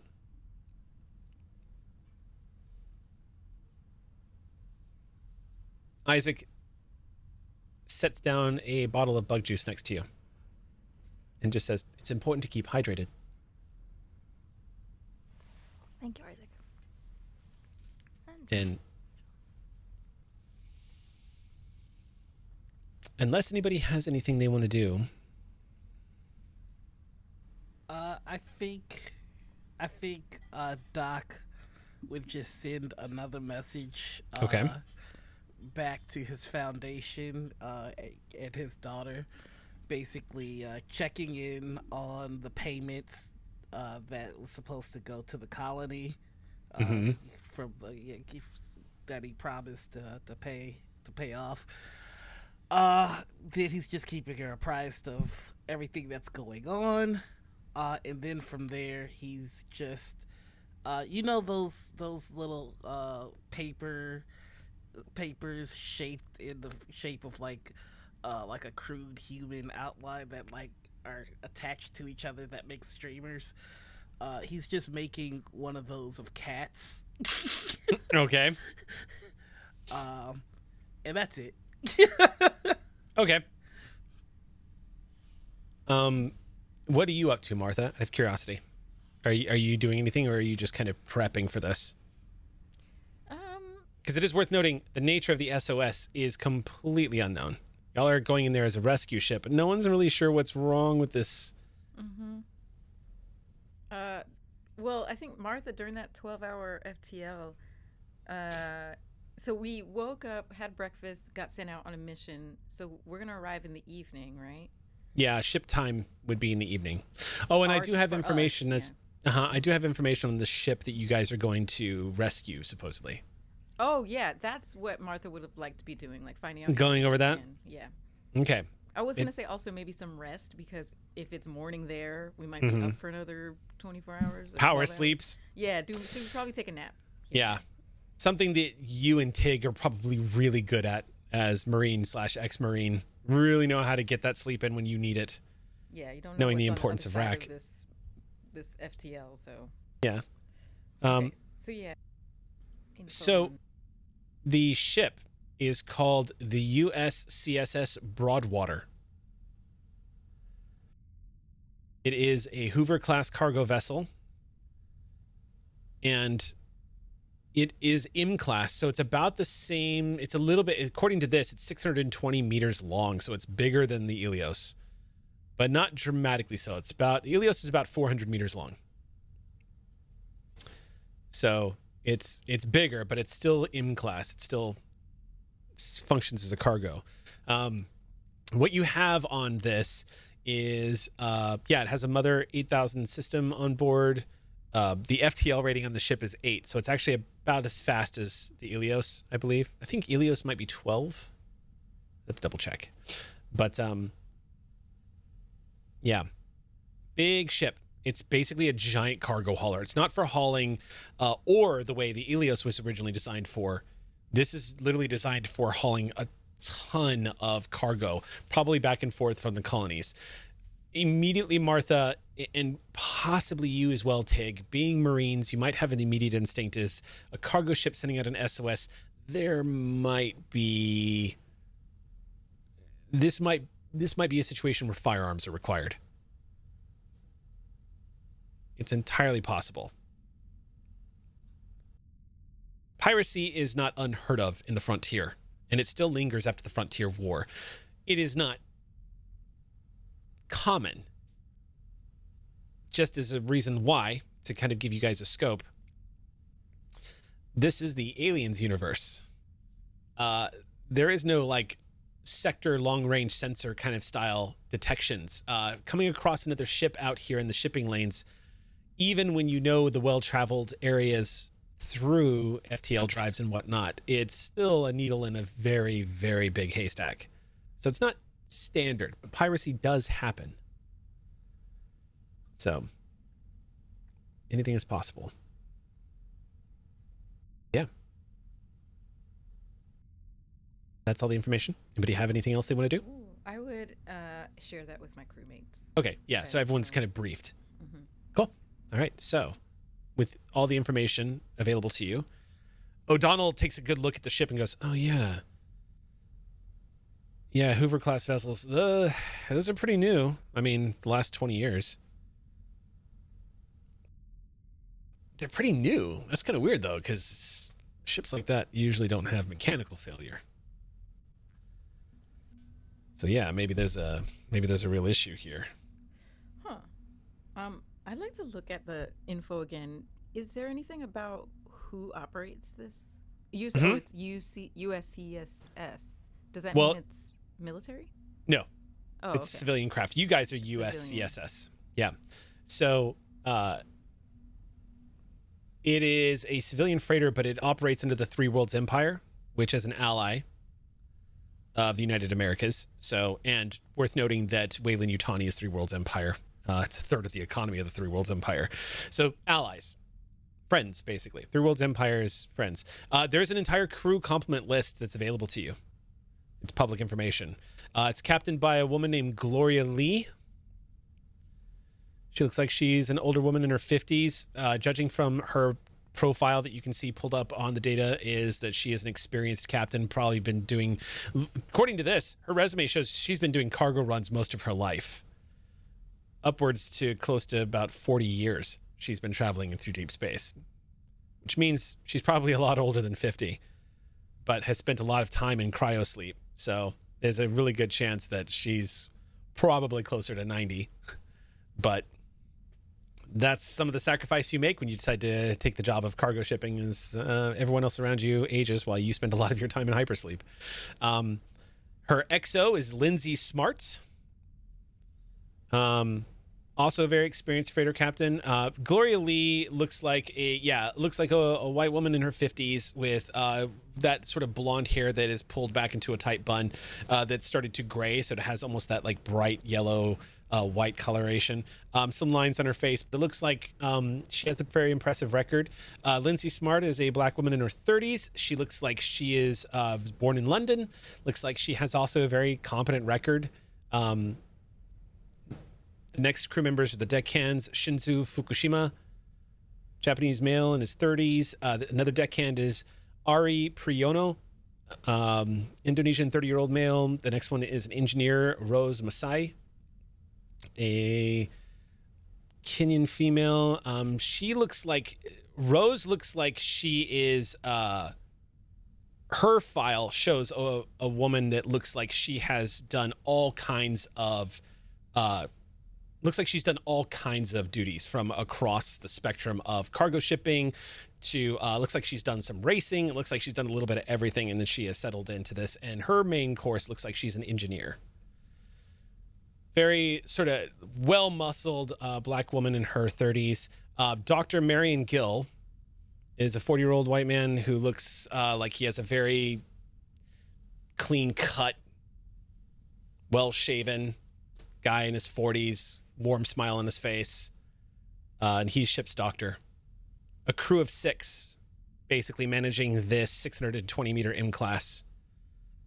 So kind of in the same situation as you guys, where you guys have a little bit of a smaller crew than a ship this size typically uses to operate, but it looks like everything you read, Martha, as you're kind of going through and looking at the pictures and getting a sense of who everyone is, yeah, it looks like a pretty standard crew, cargo haulers, space truckers, essentially. That's what you get from this. And it looks like they haul all kinds of cargo materials. Manifest is available, but in details of the manifest is not available, which is pretty standard. Okay. Cool. So, with that, unless anybody else wants to do anything, the hours pass. O'Donnell gets some shut-eye. Isaac takes the helm just to watch over. And eventually, you hear an alert being transmitted across the ship, Mother indicating the FTL drive has been deactivated and y'all have just re-entered normal space. O'Donnell hops up from his spot inside the crew common area, taking his coffee with him, and strides up across the deck over to his seat, the pilot's chair, and slides into it and just settles in. Just, all right. Starts flipping on some switches. You see flickering into this sort of static-looking image of the exterior cameras of the ship as he starts running scans and says, all right, Captain, we are at oh, shit. Hold on. I should turn on the... Captain, I don't know if you're anywhere near the pilot deck, but I just wanted to let you know that we have arrived at our destination, and with your permission, I am going to initiate scans. I think Doc will kind of like just make a beeline over and go, permission granted. Hey, there he is. There's his Captain. All right, initiating scans. Life forms. I still don't like you. All right, so he is going to make a contact check. Actually, Mother is going to help him with this. Let's see, 2, 4, 4, 6, 8. Oh wait, no, 7, 2, 4, 6. Yeah, because y'all have a Mother 7,000. Oh no, 6,500 if I remember correctly. Y'all got an old Mother system. All right, and nothing is coming up on scopes. He says, well, I mean, it's a general area. I'll go ahead and start transmitting. See if anyone out there can hear me. We might get a ping back. If the Broadwater is still transmitting an SOS, we should be hearing something pretty soon if we're in the area. Isaac slides into the co-pilot chair. And O'Donnell is going to go ahead and send out a transmission. I'm going to use another contact check. And just reach out and touch someone. 2, 4, 6, 7, and then Mother bonus. And he starts transmitting. This is USCSS Ilios. And starts basically going through the standard protocol, transmitting, responding to an SOS. No reply. After 20 minutes, he switches it off and just goes, oh man. Well, if they heard me, they can't reply. You're not thinking this might be some sort of trap now, would you? Nothing's coming up on scan, but that doesn't mean somebody can't go dark. You can certainly switch off your transponders and sneak up, but, I mean, I'll keep running scans. Remain vigilant, make sure nothing sneaks up on us. Just in case something does. Y'all got guns, right? And he looks back over his shoulder at you, Tig, and Martha. Do we have guns? Did I mean, you really just ask that? I Yeah. feel like the two of them just simultaneously, like, out of, like, Yeah. Oh, it's also worth noting, Got guns. Tig, you could have kept that UPP assault rifle that you Oh, recovered. yeah. So- that stays on the Ilios. Yeah. Okay, so he says, okay, let's hope they wait till they're inside to start shooting at us, right? Do we have any means of defending ourselves should they decide to not wait? Yeah. Oh, yeah. No, we can pray. Oh, well, that's There's prayer. That's great. Yes. Yeah, there's prayer. Yes. We can. I have resigned myself that if I know I'm about to die and the person is shooting at me from space, I'm going to put my cheeks up against the window and give them the finger before I die. You tinted? will do no such thing on my ship, son. If we're gonna die, we're gonna die with some manner of dignity. I think All I right. think you're our last resort, aren't you, O'Donnell? Maybe. Yeah, I can. The thing is, Ilios can't really. Do a barrel roll. Not exactly. backflip. No. Nah, she. Big Ram? chunky kid. Ramming So power, though? what's that? There's always ramming power. Okay, maybe that's our last. Maybe that's our last. Yeah, I yeah, guess that's- if I could try. If we all resign Although this ourselves to ship death. is bigger A car than us, accident in so- space. I think that we could brainstorm some other ideas, but until then, O'Donnell, I just want you to see if you can find the people that need help. You two, make sure you keep those guns close. All right, And so I'll commence the praying. Okay, so one shift is going to pass as O'Donnell runs his scans and sends out radio transmissions to try to make connection. Is there anything that I can do to help? Like, I'm not sure if I can necessarily assist with anything. I don't really have comms or any sort of skill. At this, the thing is he's getting basically it's Mother. Yeah. Who has 7 dice to her comtech. That's fair. And he's assisting Mother. So okay, cool. Like I'm just Tig's just like attempting to be helpful, just like watching monitors and will like point out when something blinks, but like other than that, it's just like something totally pops useless. up. Something after 3.5 hours of drifting, like O'Connell's on his second cup of coffee and is just looking out, and you just see him go, whoa, I got something. You immediately hear this bleep going off on the console. He just sits up and goes, hang on now. Okay. What we got here? Okay. Mother, can you identify? And you just hear, as it starts to input, it says, definitely got a ship. Looks like a silhouette. In one piece? USCSS Broadwater, there she is. Yep. Mother, is the USCSS Broadwater, is Broadwater transmitting? I see the transponders are on, but I don't see any indication that there's any kind of radio traffic coming. You see the lines of code as Mother hears and starts inputting and crunching the numbers. He types the question in just to follow up. A few moments, let's see.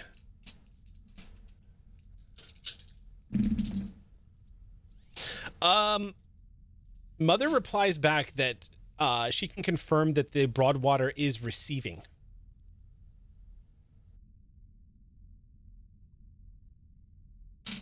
O'Donnell looks back over his shoulder and says, well, according to Mother, we're about 45 minutes away.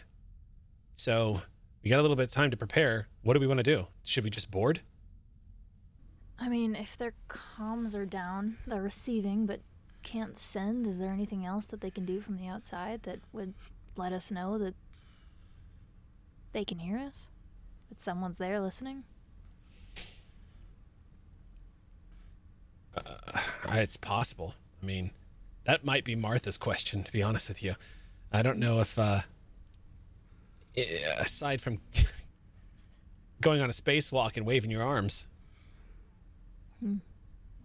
Yeah, I mean, my thought would be like if their comm tech is down, but they're outgoing and they're receiving. Maybe we can just ask them. This isn't a Lisa question. Would it be safe to put a flare in a window? Probably not in a window, no. But you could probably look for a way to signal them somehow. Like there are external ship lights that you can use. Oh yeah. No, I mean for them to signal us that they're getting our message. Like if we're like, hey, if you can hear us, can you? Do you have weapons? Can you fire a shot in the opposite direction so we can see something? Wave something. You could tell them, yes, give us a signal. Flare in a window. If they have no power, they might be able to use a light or something to flash at y'all. Yeah. But y'all are gonna have to get really close for that. But yeah, it's possible. To see the message. Yeah. To see that. Okay. If they're receiving, it means they probably have some measure of power. If Mother's able to confirm that there is a receipt of message. So, yeah, I think Martha says, I think we just, as we approach, we just keep broadcasting to them. If you hear us, we're almost there. Show us that you hear us. Show us a signal that you can hear us so we know you're in there. Okay. So, with that, as you all draw a little closer and a little closer, after about 30 minutes or so, each of you is now able to see, looming in the darkness against the blanket of stars, a shadow that is extensive and large. And O'Donnell kind of cranes his head as he looks out the window and goes, yeah, there she is. All right, I'm maneuvering us over. Decelerating speed. I don't see any ionic trails. Doesn't look like they're leaking anything, but I also don't see any other ships. So that's good. Oh. He's going to make an observation check as he starts eyeballing. and says, Mother, activate running lights outside. And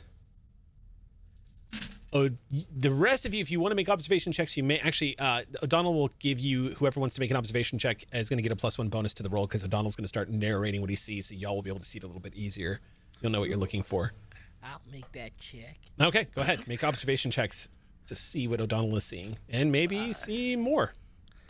All right. Observation is wits, which is 4. You're a little quiet, Noir. Wits is observation, which is 4. Uh-huh. And observation for me is 3. Let's get it going. Cool. Is everyone allowed to roll? Anybody who wants to make an observation, anybody who's up here on the bridge can look out the window to see what the condition of the Broadwater is. 2 successes, okay. And I also got 2. 2, okay. That'll be 3. 3, okay. So each of you is making your observation check with shining colors. When you're looking at the window as he's narrating it to you, you guys are all seeing that through the running lights in the distance. You are seeing this great ship. Now, the thing about the Broadwater is it looks like it doesn't look like a chunky ship the way the Ilios does. What you see is it's very much elongated. It looks like a giant cargo hauler, a big cargo hauler in space. Very elongated frame, has a very large engine in the very back of it. So it's kind of a classic, more of a classic sci-fi kind of looking ship. It definitely looks like it's a newer generation. What you notice at about the same time that O'Donnell points it out is that it is listing. And that would, in space, it looks like it has a spin to it. Like it's slowly drifting. Maybe it's been spinning. The rest of you who rolled an additional success will notice that there is debris that looks like it is orbiting. Small pieces of debris towards the back of the ship that looks like it's slowly orbiting, indicating some kind of structural damage of some kind. But the ship looks largely intact. So if there is structural damage, it probably is minor from what you can see out here. As you get on to approach, nearing the airlock, you see the airlock itself looks like it is active and that the ship does have power. There are lights on the inside. And on that moment, just like Martha had hoped for, you hear O'Donnell say, Broadwater, this is the Ilios. If you are receiving us, can you signal over? And he waits. And after a few moments, you start seeing running lights start to flicker. And he goes, there you are. Okay. They're running on minimal power. We can get in the airlock if we want to. He said Can we ask them some yes or no questions of the blinking lights? Is it safe to board? Is it... And also, what do they need from us? What What do should they we need? bring? Okay. Supplies. Broadwater, what is your status? Is it safe to come aboard? Over. Again, the Morse code lights begin to blink. Oh, it's Morse code? Mm-hmm. Oh, yeah, Oh, you can then Martha, totally, yeah. the two of you, yeah, definitely. So what are they saying? Multiple injuries on board. Okay. Air is safe.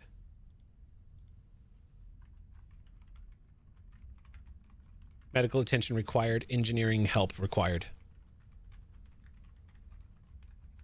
Okay. Air is safe. Engineering help too? What's that? They said engineering help too? Right, yeah. Okay. Okay. Medical and engineering. We have our orders. Isaac nods and says, I'm ready. Let's heal some folks. That's what we do. All right, so on that note, O'Donnell is going to bring you guys into docking. So piloting check, let's see. 2, 4. Oops, what's O'Donnell's stats here? Okay, so agility, 4, piloting. Okay, so he's going to bring you all in. 6. Okay, cool. Come on, O'Donnell. And he rolls 1, 2, 3 successes. Nice. So, piloting stunts. He can show off. Okay, he's going to show off.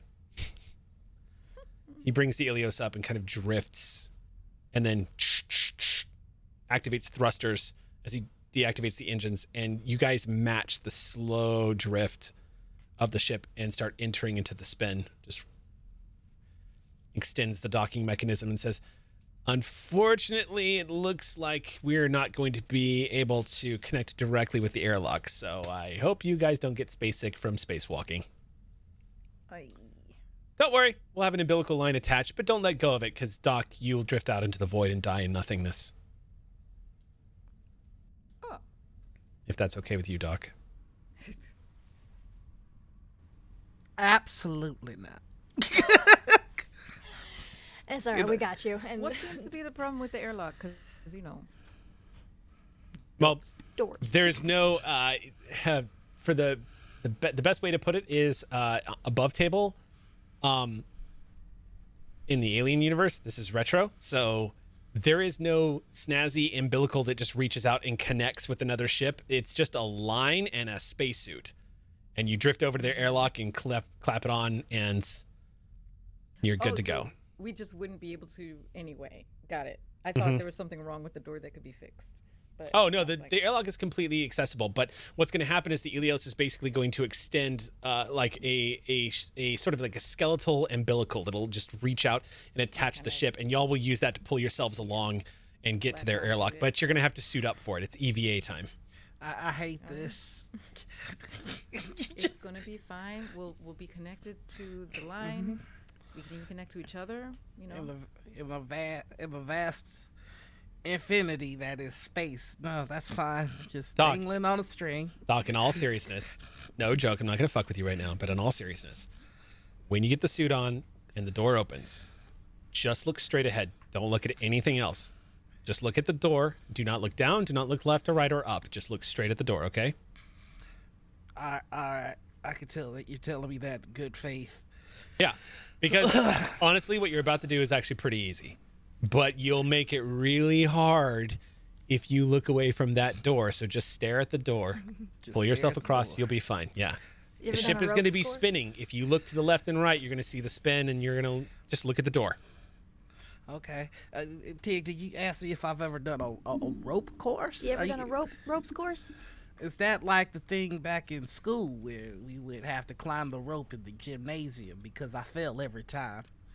Okay, well you can't fall here. That's not really. You just got. It's the same concept. Just look straight ahead. But easier. It's easier. Yeah, you got stuff to hold on to. fall. You don't even have to fall. You don't even have All to. right. Yeah, there's no balance to be had. You just hold on. I think I want to put a request in that we just stick to helping folks on colonies. But all right, let's do this. Enough complaining. I can handle this. Okay. Yeah, we'll see if that request flies by the director. All right, so you all spend the next 15 minutes getting into your EVA suits. O'Donnell, by the way, is going to be staying here on the ship. Unless you try to order him to go with you, in which case he's going to raise the objection that someone should probably stay here on the ship, particularly one that is not an engineering genius and knows how to fly the ship. No, that's fair, O'Donnell. Okay. Yeah. All right. You guys get into the airlock and suit up. These are the bulky suits that you saw from Alien. So they are like the big, thick, big helmet suits that clip on. It's kind of awkward as you all slip into them and put the helmets on and get locked into place. You check each other to make sure that there are, everything is sealed up and pressure is right. The airlock door closes behind you. As soon as that airlock door closes, and you hear this as all the pressure begins to evacuate from the inside of the airlock, I would like Doc to gain 1 point of stress. I would like. I was going to volunteer for that. I would like. Yeah, go ahead. You would like to what? I just want to reach over and I want to basically carabiner clip Doc to myself. Okay, you just pull out this line and click it on. Just no, won't say anything ahead of time. Just we'll kind of reach out as the doors are opening and just gonna kind of click your Each belt of you to does. mine. I would say click safety, Yeah, I click, feel like click, we'd click. all connect Yeah. to And then each other into the rope. And and then as the doors open, Tig's just gonna turn to Doc and say, "This is my favorite part. It's really quiet. I always really liked to, if you have a song that you like, you hum it. I I know O'Donnell said don't look to the left or the right, but sometimes in the periphery. It's really pretty. Yeah. And if you look forward and kind of blur your eyes a little bit, it's really quiet. It's kind of nice. Yeah. I should be captaining up right now. I'm so sorry to have y'all fixing over me. We gonna get over there. We gonna do what we do. I just don't think about how big space is and how small we are in comparison. It's fine. Exactly. You got it. Yeah. You don't have to be captain. Right now we're just walking, and it's just quiet. Oh, all right. In that case, I am terrified, but thinking of a song I like, it'll be fine. And you just hear him kind of under his breath go, "Body, say you a bit." Just thinking some temper to himself while holding. How y'all doing in there? Oh, fine. On our way Happy over. to hear that. I'm about to open the outer doors. Yep. We're ready. And yeah, I feel like me and Tig would know to put the dock between us. Okay. At this point, get it set up so that even if the dock could completely let go, and we would still be moving along with us. So it's And Okay. if you don't mind, Tig, I'll go first in case there's doorsness that needs to happen. Perfect. All right. So you hear, All right, y'all. Opening outer doors. Have a pleasant walk. See you on the other side. you see these great doors in front of you.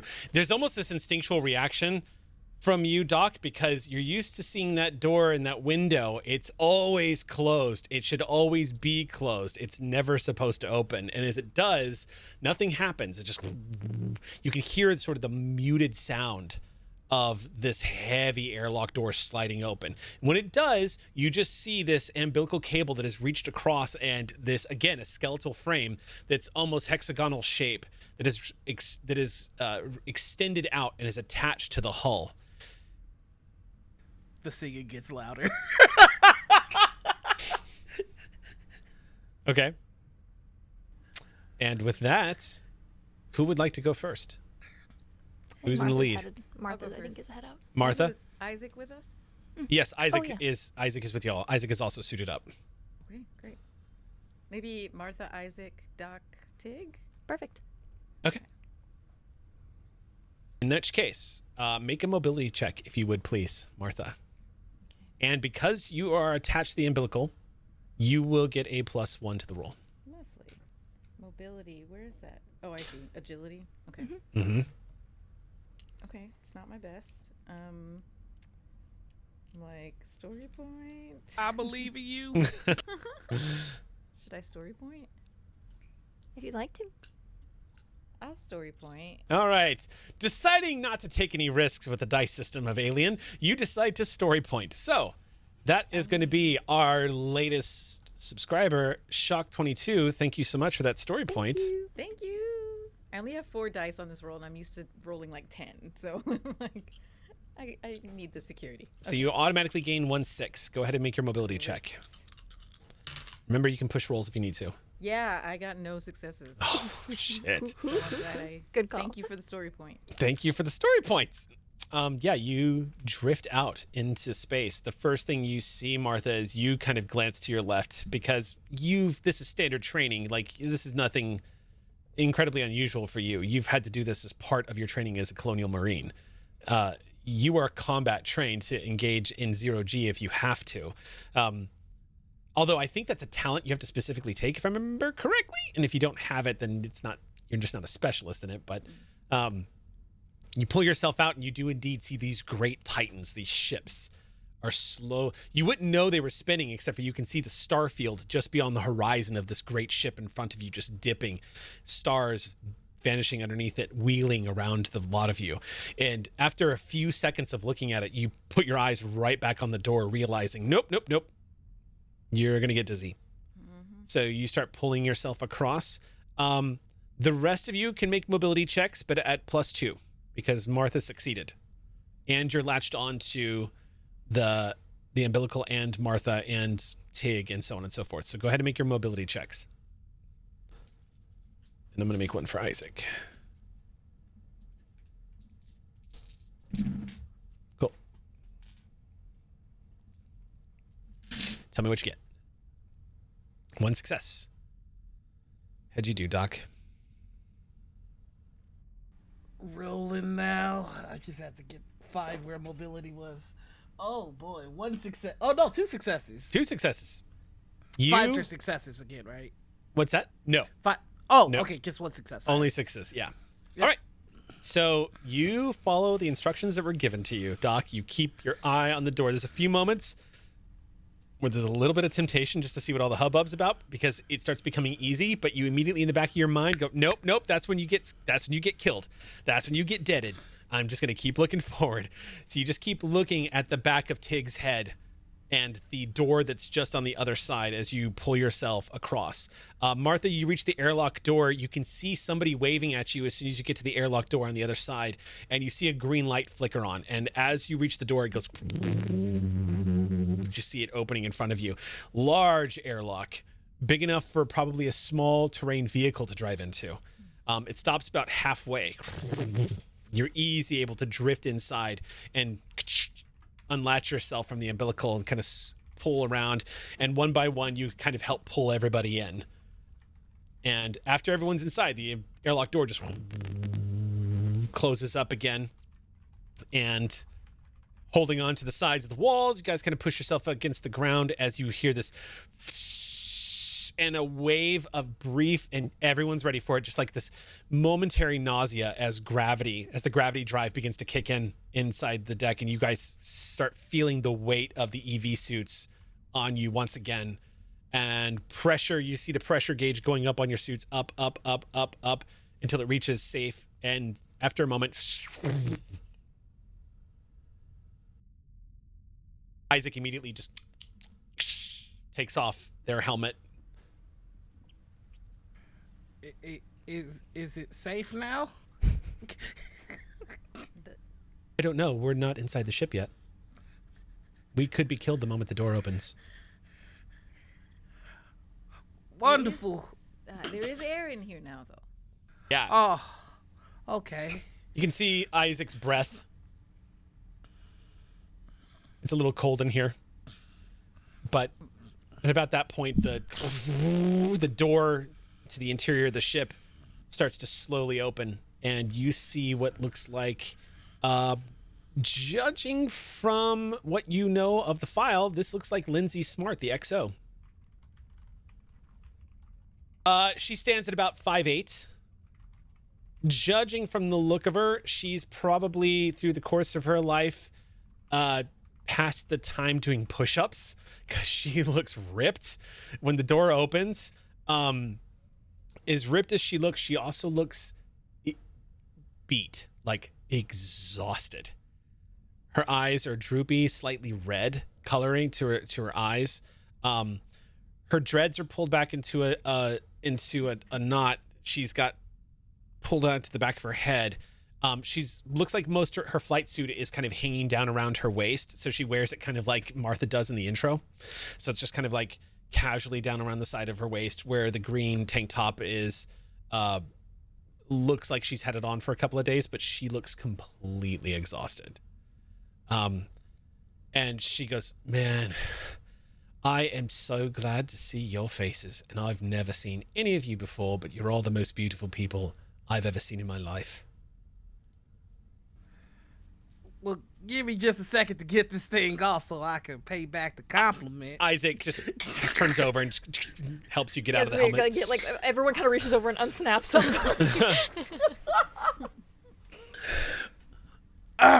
Well, hello to you. We are more than happy to help. Just take us to your injured and your damaged components. My friend here, Isaac, is a master engineer. Will see to it that you all are flying straight away. I'll give you the situation rep immediately and let you all know. Please, welcome aboard the Broadwater. Thank you so much for being here. Really appreciate you. And that's all of you suddenly here. Comms check. Everybody get across okay? Yeah, we're good, Otano. Yeah, nobody's dead. Happy to hear that. All right, keep me posted. I'm just gonna sit here and start my third coffee. Don't do that. Have decaf, please. You broke up a little bit there at the end there. Sorry, Take, I'm losing you. Yeah, sure you are.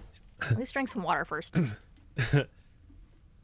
When you step into the Broadwater, you see a corridor that stretches down the length of the ship. It looks like the main sort of vein of the ship itself. But you guys are actually near what looks like it looks like the main vein of the corridor that kind of goes down. This particular area of the ship looks like it is just one long access junction point. Like, you can access pretty much every other room on this level from this single vein that stretches down the entire length of the ship. She looks and says, "Everyone, we're on the upper deck right now. Everyone's down below deck. Let me give you a situation of what's going on. First of all, the captain, our chief engineer, and our doctor have all been injured, as well as one of our deckhands. We got awoken in the middle of travel. They're all currently in the med bay right now, so if any of you know medicine, please, please, please, we need help in the med bay as soon as possible. We've been adrift for about 4 days." I have some familiarity with medicine. I can make my way on down. Good. I'll take you there right away. Captain's in the worst shape. And she leads you over to one of the lifts where you see there's minimal power, and opens one of the hatches and starts going down the ladder. Following her down to the next deck, y'all are all taken into what looks like... Where is the med bay on this giant beast? Mess hall, cargo bay, vehicle bay, air scrubbers, cargoes. There we are. Not very, very similar to y'all's ship. Not that far from the main galley. The main galley, though, is huge. It looks like this ship was designed for a crew about double the size. So when you walk inside, you see a big, expansive area with a couple of entertainment units set up on the ceiling, as well as foodstuffs and everything kind of packed in. But it looks like a few of the things have been knocked over. It looks like there is, which isn't surprising, the ship is currently adrift and in a spin, which indicates that maybe that there's no power, which Isaac immediately says, "What's the situation with the engine? I've noticed that you guys are spinning right now." To which she immediately replies, "Yes, so essentially what happened was Mother all woke us up from hypersleep. She detected an anomaly within the ship's power system. She pulled us out of FTL, which is pretty standard. Emergency protocol was initiated, and upon inspection, there was an explosion. A faulty plasma manifold detonated in engineering, and for about 24 hours, we had no gravity. We had to do quick repairs. We almost lost our doctor in that time, as it was very difficult for the wounds to behave in 0G. So I want to apologize in advance of the grisly scene that you might see in engineering when the explosion happened. I haven't had a chance to clean it up, but we've been adrift for 4 days and on minimal power. I've only just got gravity working in the past 48 hours. Well, we're here to help, so no need to apologize. I can imagine it must be rather grisly. It's hard for blood to clot when there's no gravity, so why don't you just take me down to your captain? I can see if how quickly I can get them on their feet. So you're delivered into the left corridor that kind of branches off, and down one of these hallways, you get to the medical bay. Where the galley was very sizable, the medical bay is modest. It doesn't look quite as spacious as y'all's. There are 2 medical beds available. Not particularly surprising. It's a cargo freighter. They don't do the runs that y'all are doing. But what you notice is it does look a little sparse. So for a ship that's supposed to have a crew of double the size, it looks like they skimped on the medical bay here. But what's unfortunate is with only 2 medical beds, there are 4 injured people. So you see, it looks like cots have been set up on the floor, and the least of the injured are being tended to. When you all walk in, you see Martha. You recognize immediately Shinzu Fukushima, one of the deckhands. Looks like a very broad, thick Japanese man, probably in his 30s. He's squatting down, holding what looks like fluids, and he's clipping it onto this metal hook that's just hanging over the head of what appears to be Rose Masai. And when he sees you all coming, he goes, "Oh, thank goodness. Oh, we're saved. We're saved. We're saved. Welcome. Please help, help, help, help. Help here, and help here." Who's in need of most immediate medical attention? The captains, don't pay any attention to him. He's kind of delirious. He's not slept very well. Help the captain first, please. And she's the one that is has been the most wounded. And then Rose would be next. Okay. Medical reports. Any notes that have been taken over the past 4 days? XO shrugs and says, "Burns, pretty bad burns." Okay. But mother, can you give us full access to the medical files? And you hear a voice go, "Supplying medical files to Medical Bay 1. Stand by. Files are now available." Yeah, Tig just bends down, goes to work, just immediately kneels down to who she was So you move over to the medical bed and you see pointed as triaged first. looks like looks like she has been partially removed from her clothes and put in bandages on the top part of her body. It looks like she's got some pretty bad plasma burns. The moment you move over to her, you take a look and you're like, she's in rough shape. They encompass about half of her upper body and a little bit of her face. Some of her hair is missing. It looks like she should be dead. It's probably a miracle that she is not. She must have been very close to the explosion when it happened. While Tig is tending to the captain, I think Doc is going to kind of take a look at their inventory to get a gauge on if they have everything that's going to be necessary. Let me roll. Do they? Yeah. The ship seems to be stocked. Okay. But when over half the crew has been incapacitated, you're getting the impression, Doc, that, yeah, they are... You can only imagine what it's been like for the XO. She has been holding this together with duct tape and doing the best she can with what limited medical knowledge and first aid skills that she has. She has managed to stabilize everyone, which speaks well of her. But it's probably...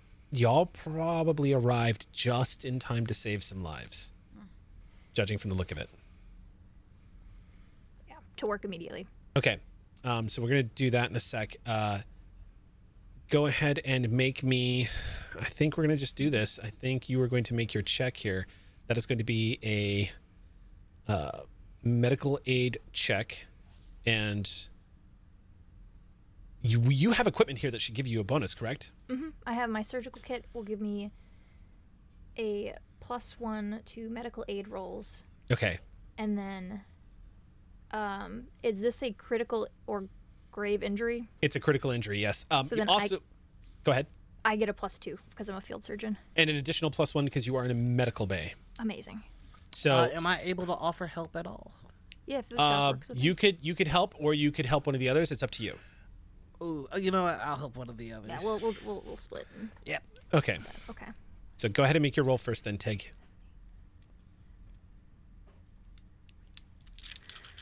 Some dice there. Obscene number of dice.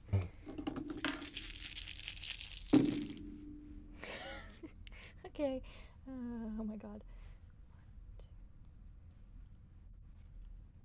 That's 5 6s. 5 successes. All right, Tig, you go to work. You've seen this. What she does. Tig, the thing about this is you're a combat medic. This is exactly the kind of wound you are used to treating. You've seen explosions. You've seen you were helping members of your unit recover from this very kind of wound. You know exactly what to do. Martha, you see Tig going to work, breaking out scissors, cutting some cloth off, and also getting to work with like injections. And it's kind of hard to watch what Tig is doing because of the nature of the wounds. But she goes to work. You are going to make a roll now doing your medical aid stunt, or your medical aid check, if you would, please, Doc. Okay, so let's see. So you're going to be checking out Rose, I'm guessing? Yep, whoever's Since the most next severe. Everybody else looks like they are concussed, and yeah. All right. And I get a bonus for us being in a medical lab, right? Yeah, a +1 bonus, because y'all are in the med lab. Okay. God, it's probably so funny watching Tig work versus the doctor work, because I feel like Tig is so, like, she forgets that she's in a place that has resources available, and so she'll like go for a while and be like, oh wait, and then like we'll be able to like go move, grab more tools, because she doesn't have to just like have everything that's like in her lap while she works. Exactly. You're so used to just having everything you the only things you have is what's in your like med pouch. Mm-hmm. I feel like the doctor's very fluid, like moving around a space. knowing exactly where to look. And that'll be 4 successes. 4 successes. Okay, so Rose is in rough shape too. Rose's injuries don't look life-threatening, but it looks like she probably took a brunt of the blast. As you're examining her, the first thing you notice is that the trauma that she took, it is largely on her left side. She is probably going to require getting a prosthetic on that arm moving forward. There are pieces of her arm are missing. She doesn't have any of her fingers. It looks like she's going to have to get some kind of prosthetic installed, which theoretically the company should cover. Yeah, I think Doc's just gonna break that down to her. Like, she's not conscious. She is is completely out. But with 4 successes, the 2 of you are going to take it's going to take an entire shift to treat these 2. And at one point, the doctor, who's here, you can hear him weakly in one of the cots waking up and goes, "What is that? Do we have company?" The XO immediately goes over and says, "Hey."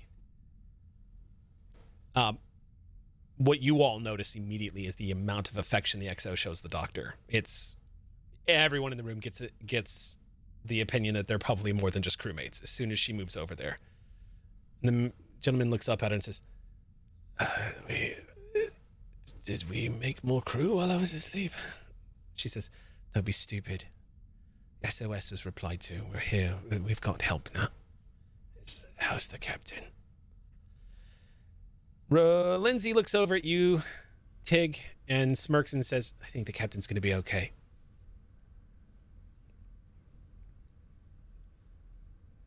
Isaac looks at Lindsay and says, "If you don't mind, I would very much like to get to work on the engineering problem.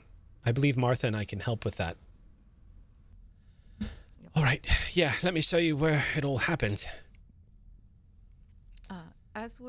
Before we leave the room, or as we're leaving the room, Mm-hmm. I'd like to just glance around one more time, because I'm counting 4 injured crew and Lindsay. Mm-hmm. Do we see a 6th crew member here? No, you see Captain Gloria Lee, you see Lindsay Smart, you see Shinzu Fukushima, who has been watching all of this from aside, you see Rose, and you see Marion. Okay, so we still have a 6th crew member Mm-hmm. to see. Okay. All right. Actually, I think maybe as we're exiting the med bay, I might ask Lindsay, where's your 6th crew member? So when you ask her that, you see it kind of catches her a little off guard. Like maybe she's a little surprised that you would even know that there was a 6th crew member. But as she's walking you down the halls, she's quiet for a long moment, just long enough to give you the impression that something is very wrong. And finally, she just says, "Hugh went out the airlock.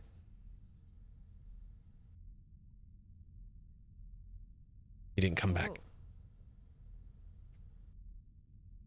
Was he in a suit? He was.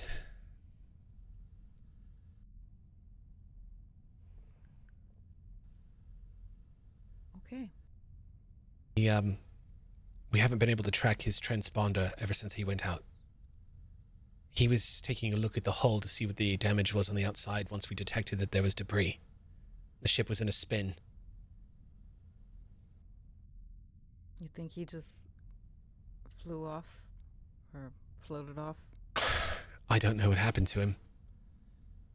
He stopped responding to comms, and we brought his tether back, and he wasn't on the other end of it.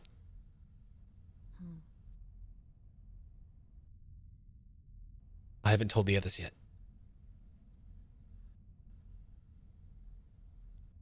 When did that happen? About 2 days ago, when we were trying to get the gravity back online. Mm-hmm. ship's spin was a little stronger back then. We had minimal thruster power. We used what we could to slow the spin as much as we could. And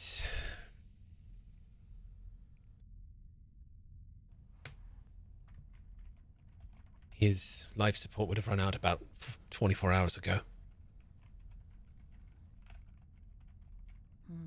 When we get everything back online, I'd like to see if we can locate him.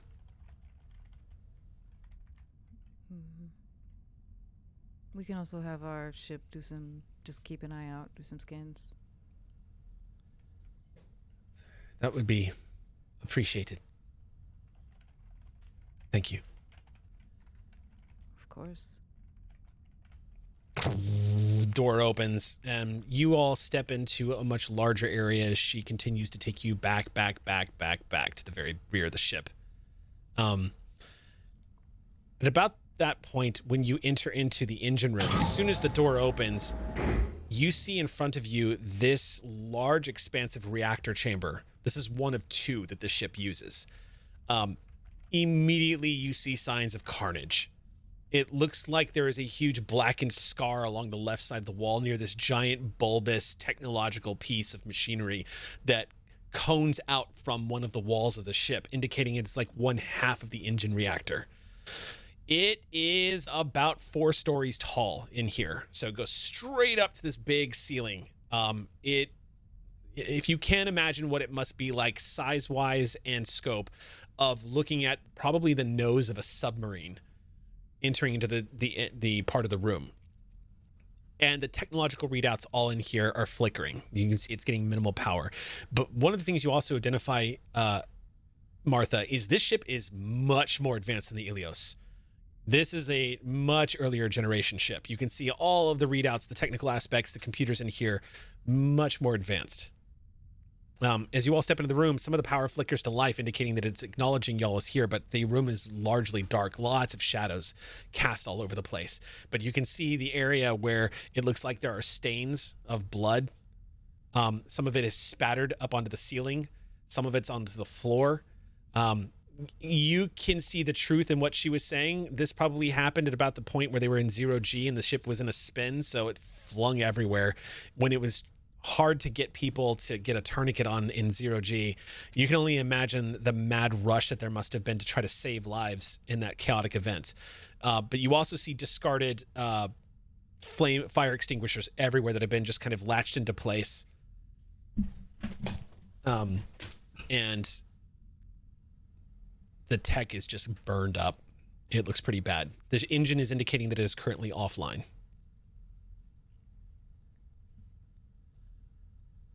That's what you see. Isaac looks around and just says, "This looks very bad." It does.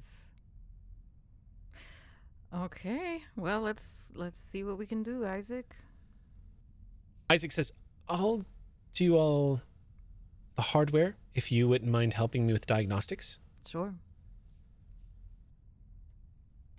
As the two of you branch off and start to analyze what's going on, she folds her arms and watches the two of you. And after a moment of quiet, she finally says, "I honestly thought we were going to die out here. I'll leave." It's not going to happen today. I can't thank you enough. There should be more people operating this ship, but the company skimped on that. Minimal crew. When an incident like this happens, we're completely vulnerable. Sending out a signal into space, just hoping that someone in the universe heard us. We should all be dead. We are lucky you are here. I'm glad that y'all hung in there for 4 days. Couldn't have been easy. I'll let you work, but if you need me, the comms are working internally. Okay, great. Thank you. She walks out. Isaac nods to you and is going to make a heavy machinery check, which Isaac rules at, but I don't have Isaac's talents in front of me, so 2. So 8. Let me pull that up real quick because I know Isaac's got some good stuff with this.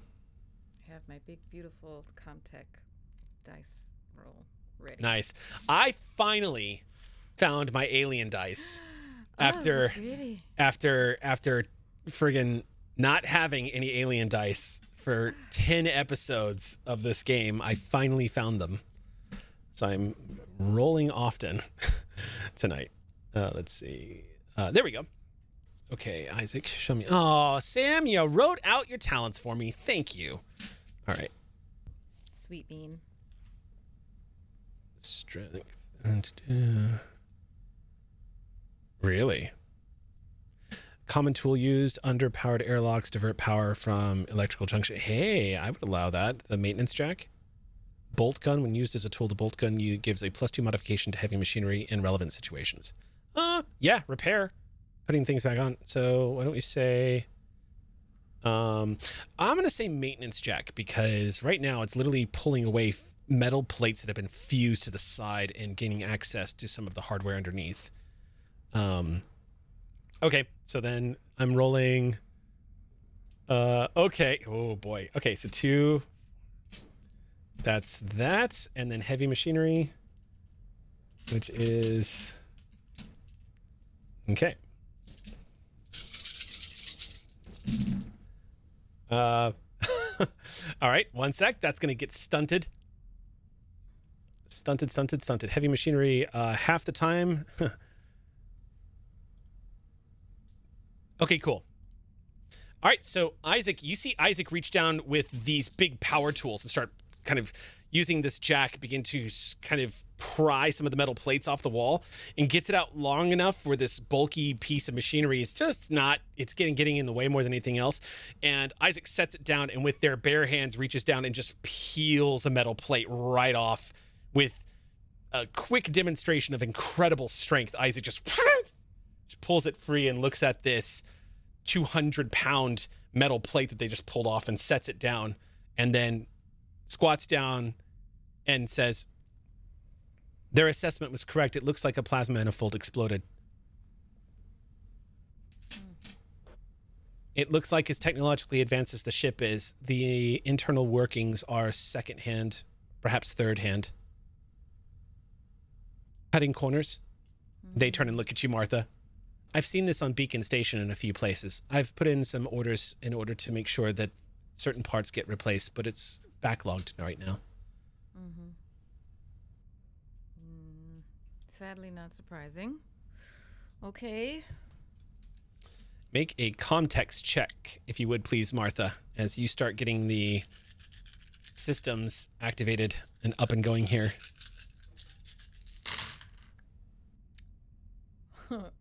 2 successes. 2 successes. Mother is actually running on low power right now. It looks like they've had difficulty, probably the fact that it's easy enough to route power through the secondary reactor, which is currently in operation on the other side of the ship. It's been shut down probably because it was as a safety protocol, so that the ship didn't fly into a dead spin, or rather I should say a flat spin on top of everything else. The engine has been shut down, but you can still use the power in the reactor if you want to give full power to the vessel. It'll still require a lot of repair before it's ready to get underway, but you should be able to do it. How many successes did you roll? 2. 2? So yeah, easy enough. You're just fingers tapping on the buttons. Okay, so we can get this set back up, but it sounds like there's some hardware that needs to be repaired first. Isaac nods and says, yes, I think before any power is distributed to this particular reactor, we should leave it shut off. It'll probably take me 6 to 12 hours to repair this. Okay. Anything I can help with?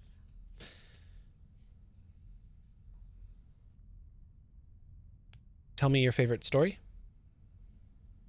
My favorite story. And pass me that. Okay. I pass it to them.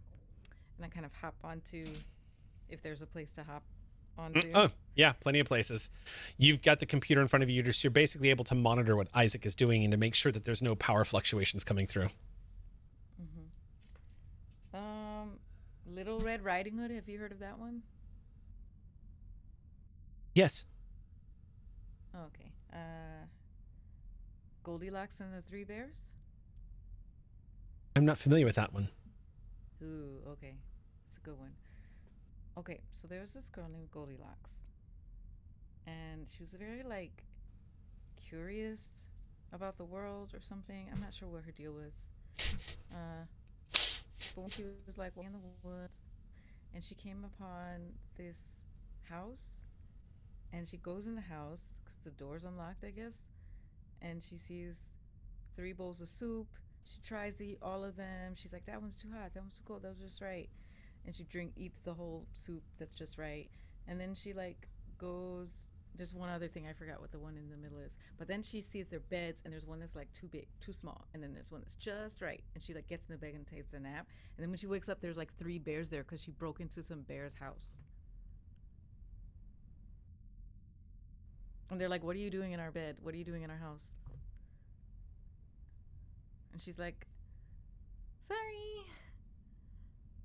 And they lived happily ever after? I don't really remember how it ends, to be honest. Oh. Can we make it up? Yeah.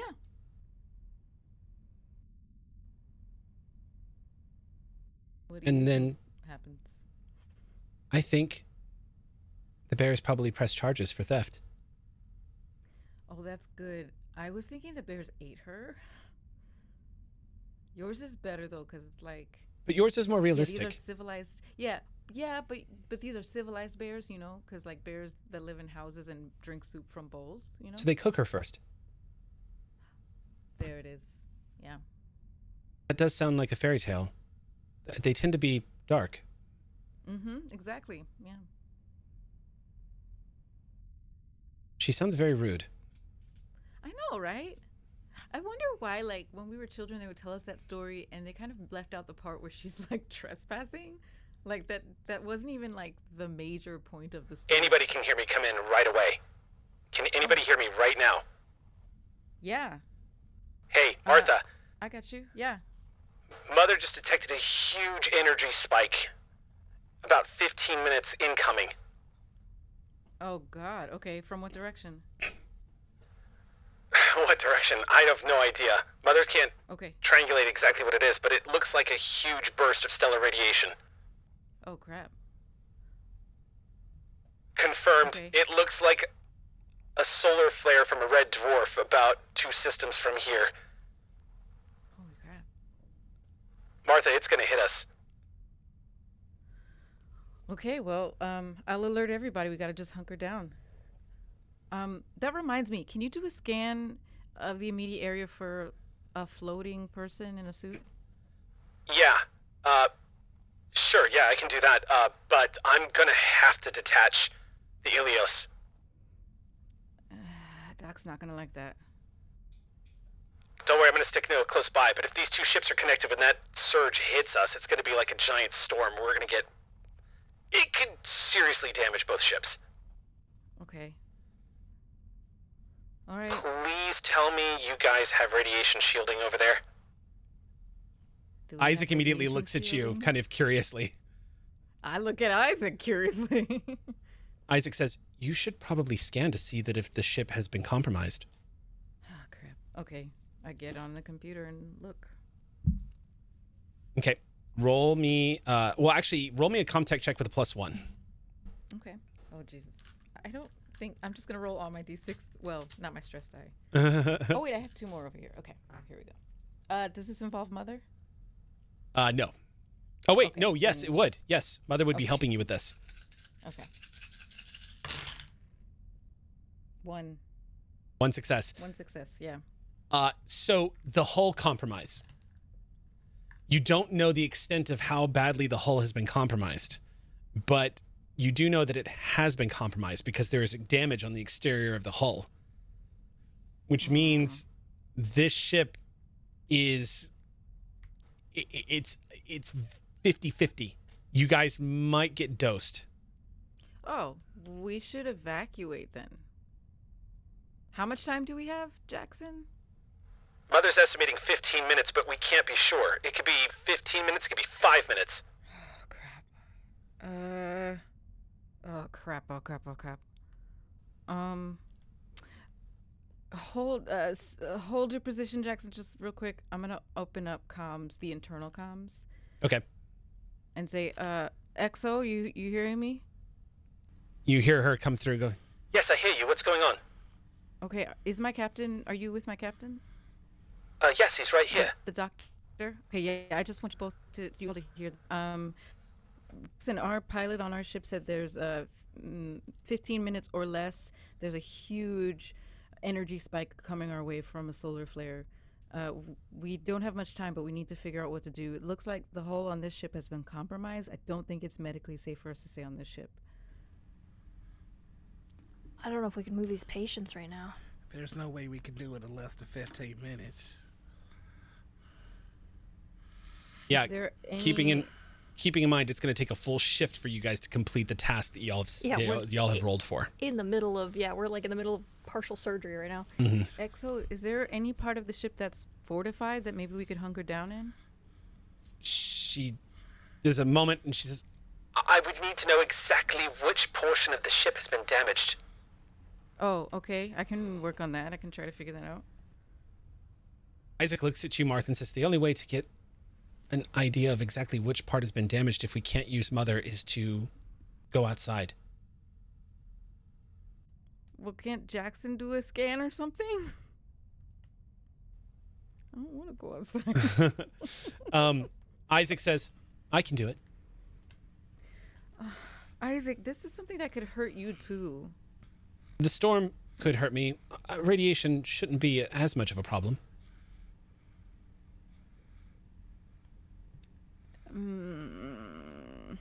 Okay. 15 minutes means we need to make a decision quickly. Okay, Captain. Thoughts? If Isaac believes that they can do it and they're volunteering, then Isaac, I wish you the best and you come back here. That's an order. Isaac nods, sets down the tools, and immediately runs towards the airlock all the way down the corridor.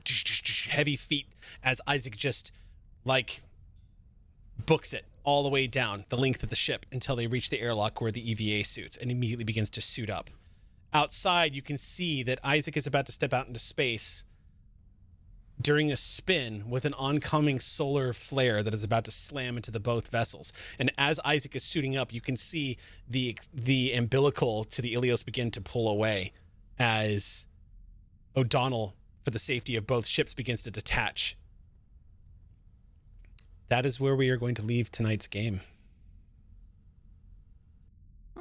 Isaac better be okay or I'm killing everybody. Burning this place to the ground if anything happens. Protect Isaac! I just know that Sam would have said, me, I will do it. Mm-hmm. I will fist fight everybody, even the aliens, if anything happens to Isaac. Oh. All right, y'all. Emergency situation. A burst of stellar radiation from a red dwarf star nearby is on its way, and it's going to collide with both vessels. Isaac is about to do a quick rush assessment on the hull of this ship and try to make it back inside before this solar flare slams into this area of space. We're going to find out what happens next Monday night. For the rest of you who have joined us, thank you so much for coming back and joining us with this episode of Beacon. We will see you next Monday night at the same time, and we'll have Isaac with us then too. But until then, my friends, sleep well.